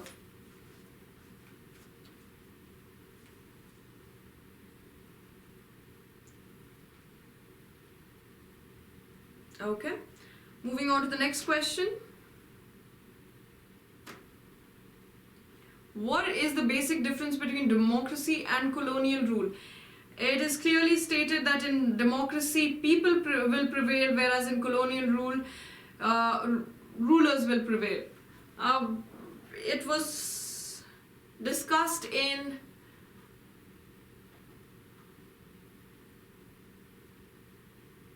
the very first few lines. If you look at it over here, in colonial administration, the government was different from that of the people. Those government ruled without the consent or concurrence of the people. Okay. Why not 4?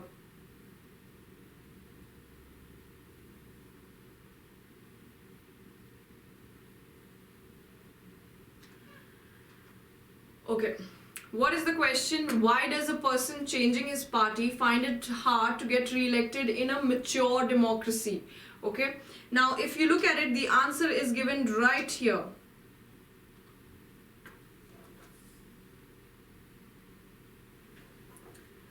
They do not trust him for the stand firm by his policy, to stand firm by his policies and programs proposed by him. Okay. So people do not trust a person like that in a mature democracy. Okay, in a mature democracy, a person who changes his party affiliation or crosses the floor seldom gets re-elected. Okay, that's why not 4. Next one.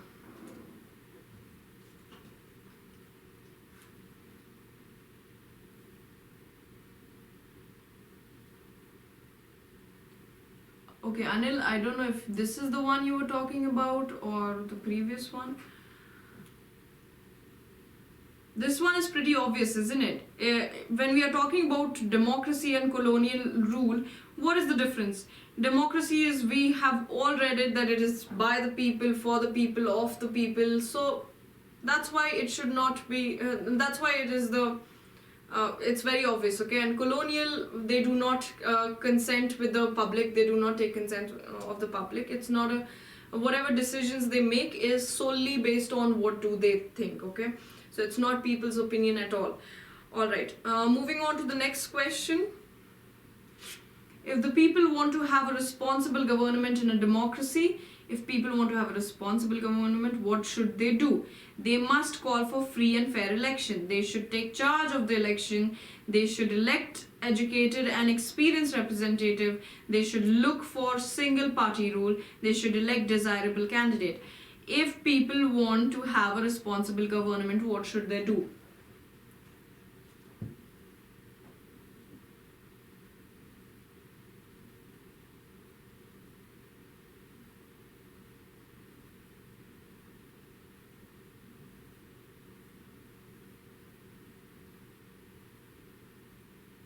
The whole passage is about how we should be very careful in choosing the right person to represent us, right? So it should be option 5. They should elect desirable candidates.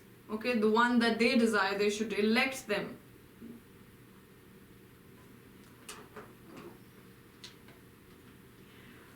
Okay, they should elect educated and experienced representative. That is your personal opinion. That, see, what the questions that are asked are solely based on the passage. So make sure that you understand what the question is and in what context of the passage are we referring to.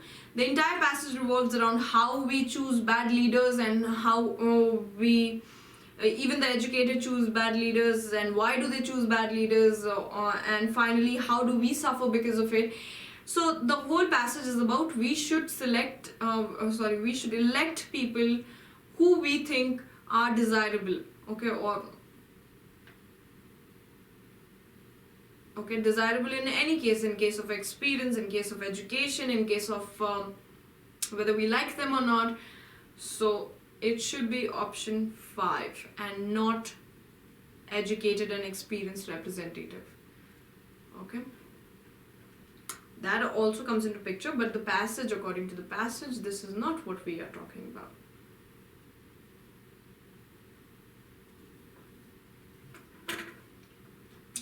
Okay, so those questions are done. Let's look at the words of the passage. Concurrence. What is the meaning of concurrence? It means conquer. What do you conquer? What is the meaning?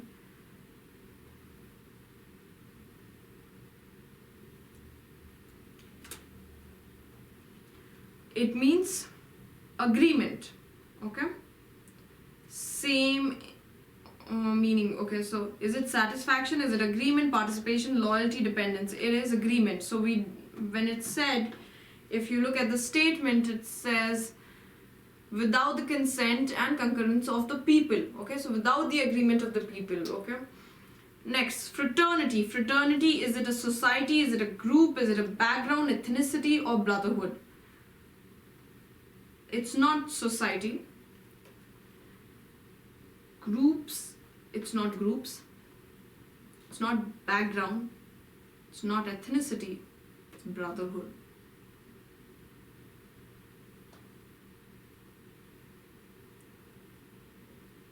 Okay.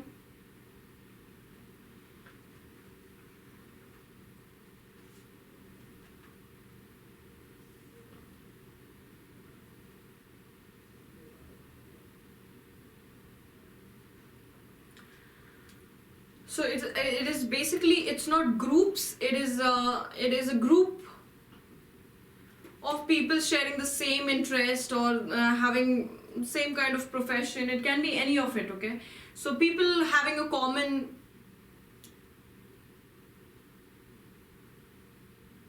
interest. Okay, people sharing common interest is brotherhood, is fraternity.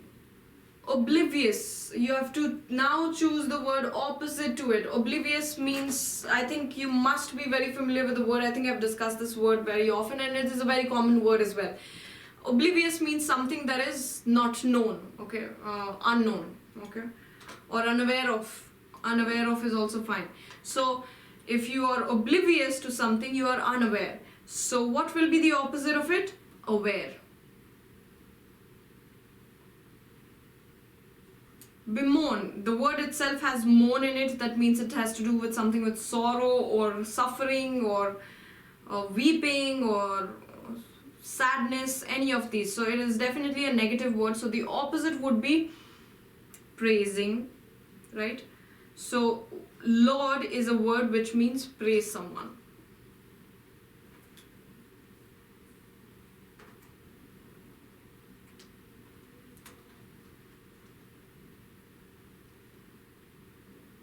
Alright, so that is it for the reading comprehension. Now we are moving to the next section, the second last section, where we will be dealing with, what are we dealing with?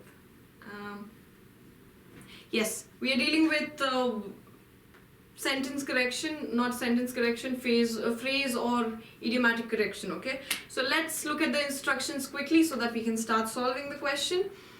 In each sentence below, a word or group of words have been printed in bold. From the 5 answers choose given below each sentence. From the 5 answer choices given below each sentence, pick out the one which can substitute the bold word or words correctly without changing the meaning of the sentence. Disputes are mainly maintained by those who are nothing else to do.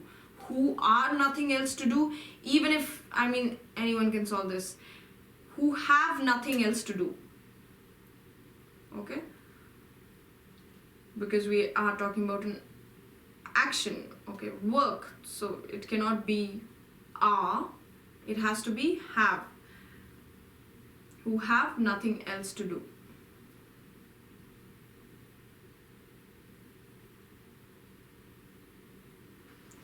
Alright, moving on to the next question.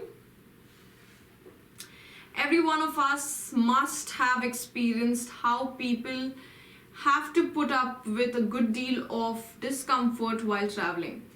Have to put up with a good deal of.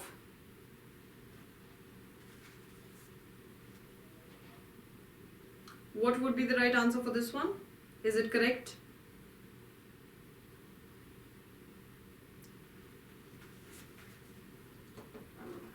Okay, have to put up is just bear something. Okay, I have to put up with the excessive noise every day or something like that. Okay, so I have to put up with is also fine. A good deal of, again, a good deal of, a great deal of, both means a large amount of. Okay, so I have to put up, how people have to put up with a good deal of. So it is absolutely fine, no corrections required at all. Moving on to the next one. Initially, the hijackers seemed determined not to submit, but ultimately they were given in. Now, I think we have discussed this phrase as well before, given. What is the meaning of given? Given means to surrender or to yield. Okay, so the most common example that I always think of when we, I don't know where else you have heard it, but there's this advertisement of Engage deodorant. Give in to the temptation. They say give in to the temptation. That means yield or surrender to the temptation. Okay, so give in means to surrender. Okay, ultimately they gave in. Now since that is used in the past form, ultimately they determined. Initially the hijackers were not determined not to submit, but ultimately they gave in.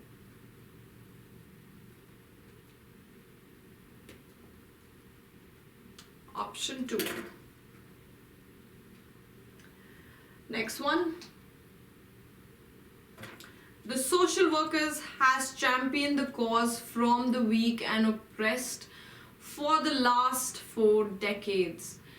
The social worker has championed the cause from. Now definitely I can see it, it is very obvious, and I'm sure that you can see it too, that has championed the cause from the weak and oppressed is not the right preposition that we should use.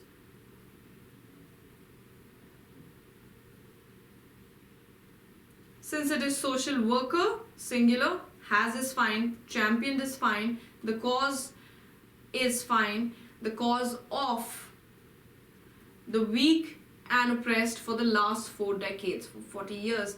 So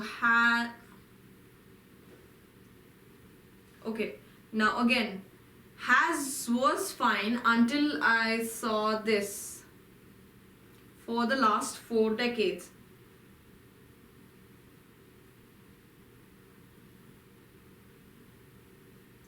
Okay, now for the last 4 decades is a duration, and it shows that it is still going on, right? For the last 4 decades. That means it should be in the present perfect continuous form, right? So the social worker has been championing, very important, the cause of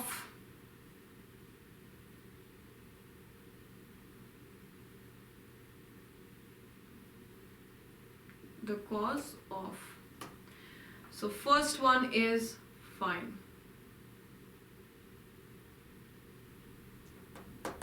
Alright, it shows that when we say things like has been doing for past 4 decades or since Thursday, it shows that the action is still in play, okay, still at play, and that means it's still going on, it's still happening, okay. So for the past 4 decades I have been teaching, okay, so past 4 decades, my god. Okay, so basically it means that the action is still going on, so you'll use present perfect continuous tense for that, okay. Alright, next one.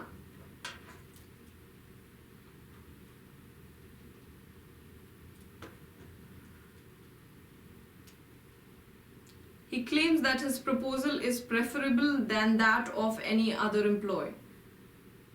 He claims that his proposal is preferable than that of any other employee.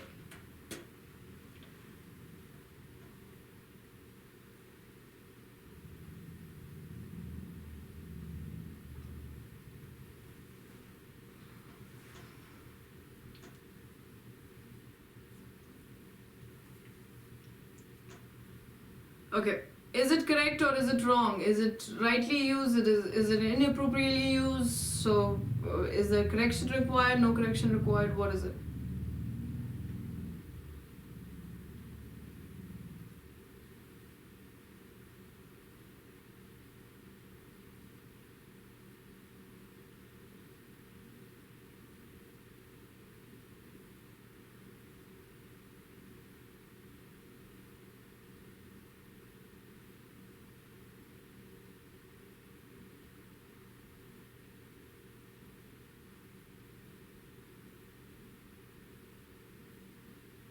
No corrections required. He claims that his proposal is preferable than that of. So for comparison, he is using preferable than that of any other employee. So it is absolutely fine. No correction required over here. Alright.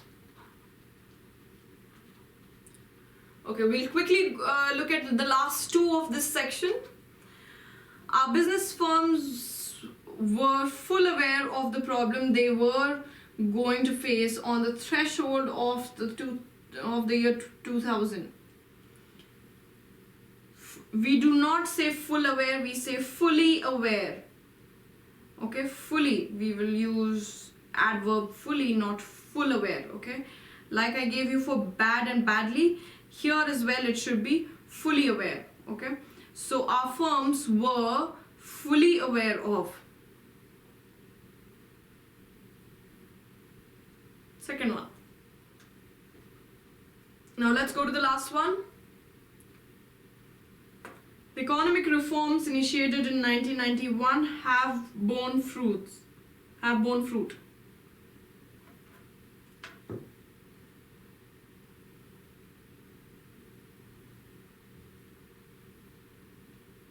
Have borne fruit as in have shown a positive rise, as in has proved to be productive, proven to be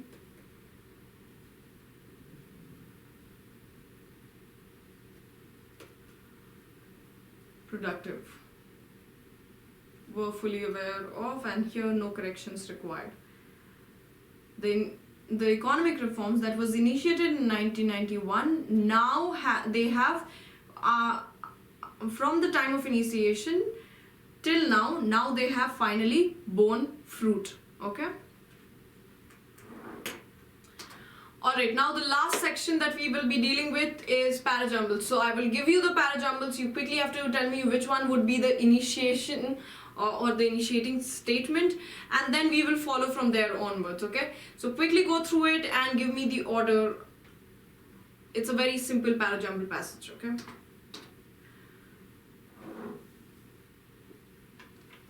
Statement A. Economic historians have famously called this divergence in economic fortunes between the West and the East as the Great Divergence. Over the years, many of them, again, okay, I'm not saying anything. Alright, many of them have also put forward a variety of theories to explain the phenomenon. Until the Industrial Revolution of the late 18th century, much of the world enjoyed similar standards of living that barely kept people from dying of starvation. In other words, most of the world was equally poor until the Industrial Revolution pushed some countries on the path of high economic growth, while others were left behind in abject poverty. In particular, it was countries in the Western Europe like England that witnessed rapid improvement in the living standards of their people. So which one would be the starting statement? Okay, in other words, in particular, over the years, many of them, economic historians have famously called this divergence. Now, all of these are referring to something that lays prior to them, okay? So, definitely these statements would not be the starting statement. C, however, until the Industrial Revolution, it introduces the topic of Industrial Revolution of the late 18th century. Much of the world enjoyed, until that happened, much of the world enjoyed standard of living that barely kept people from dying of starvation. So C is definitely the starting statement. Now, in other words, most of the world was equally poor. Until this time, living standard of the people from dying of starvation was almost everyone. So in other words, we are explaining the same scenario. The world was equally poor until the Industrial Revolution pushed some countries on the path of high economic growth, while others were left behind in abject poverty. So D will be the next statement. In particular, now which countries prospered and which countries were moving to poverty? In particular, it was the countries in Western Europe like England that witnessed rapid improvement of living standards of their people. So E becomes the next statement. Now, which statement comes next? Which would be the mandatory pair for E?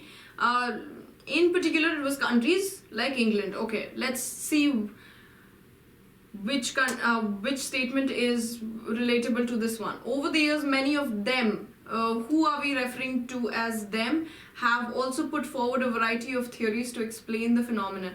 Now again, we do not know what phenomena or to explain, again, vague, definitely not the mandatory pair for E. Economic historians, okay, have famously called this divergence, which divergence? This divergence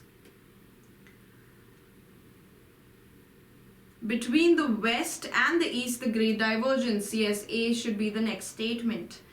And finally, we will have B. So the order will be C, D, E, A, B. All of you got it?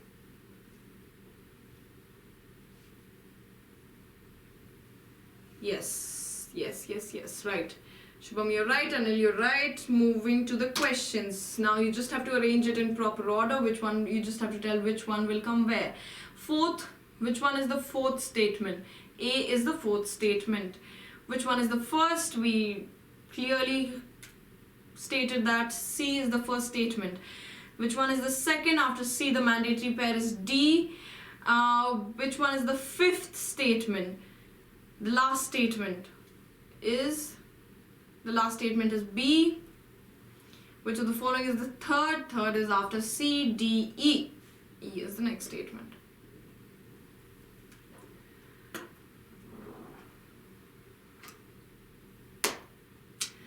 So this brings us to the end of today's session. I had a wonderful time explaining the questions that you had, as well as these were also pretty good questions. We have discussed a lot today, so I hope you take a lot from this.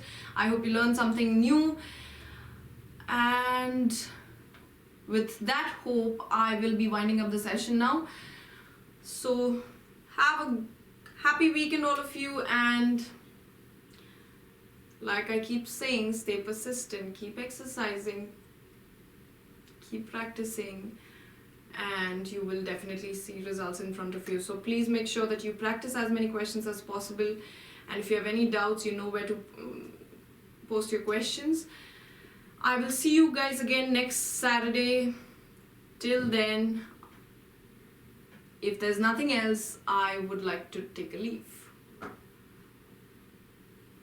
Anything that you guys want to ask, or can we wind it up? That's a wrap.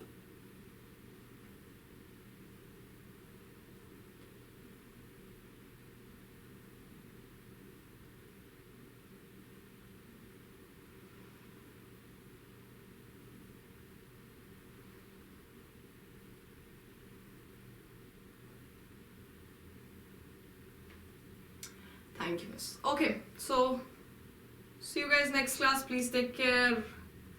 Thank you. Alright, bye guys. Bye.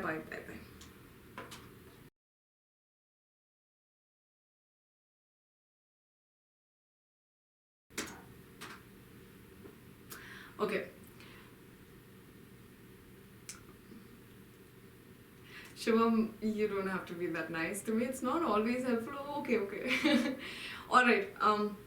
So you're saying the other sessions are not always helpful? All the sessions are always helpful. But how much you take from it is up to you. Something that I would like to point out before I end the session, in the doubt clarification session, problem solving session, what I did was I said something about smoked salmon, smoked being the gerund. It's not a gerund, it's an adjective, and Sony rightly pointed it out. It is an adjective. I don't know why I said gerund. It has to be an adjective because it is used to describe the salmon. How is the salmon? It's smoked. Okay. Now, Anil is asking, Miss, I face difficulty in phrases. How to deal with it? Okay. So the best way to deal with phrases is which phrases are we talking about? There are hundreds and thousands of phrases, okay? So you have to make clear distinction in between the phrases. Are we talking about idioms here? Are we talking about prepositional phrases? Are we talking about verbal phrases? So there are a lot of them, okay? So the best thing would be go through prepositional phrases, the most common one of them, like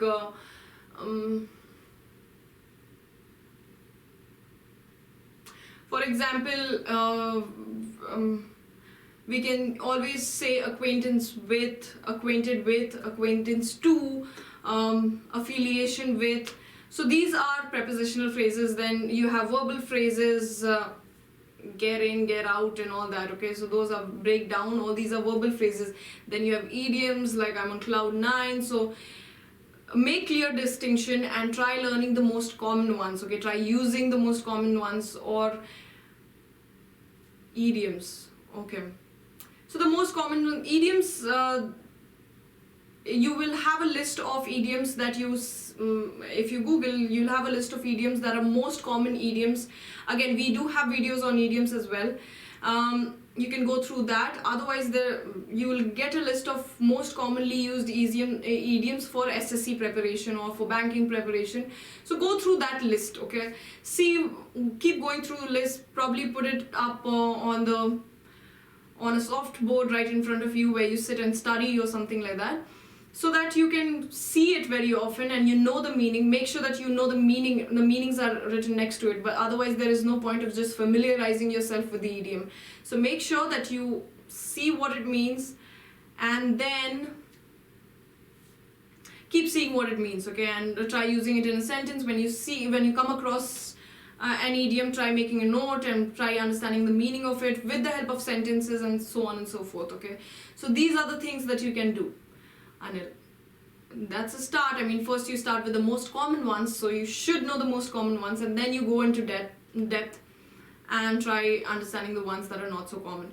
You cannot possibly, no one can possibly know all the idioms that are there in English language because there are plenty of it. Okay, so I hope you work on that advice and okay, you will try. Very nice, Anil. I hope you do. Alright then, I hope there's nothing else. So I will be taking a leave now. And that's a wrap, guys. See you next class. Bye bye.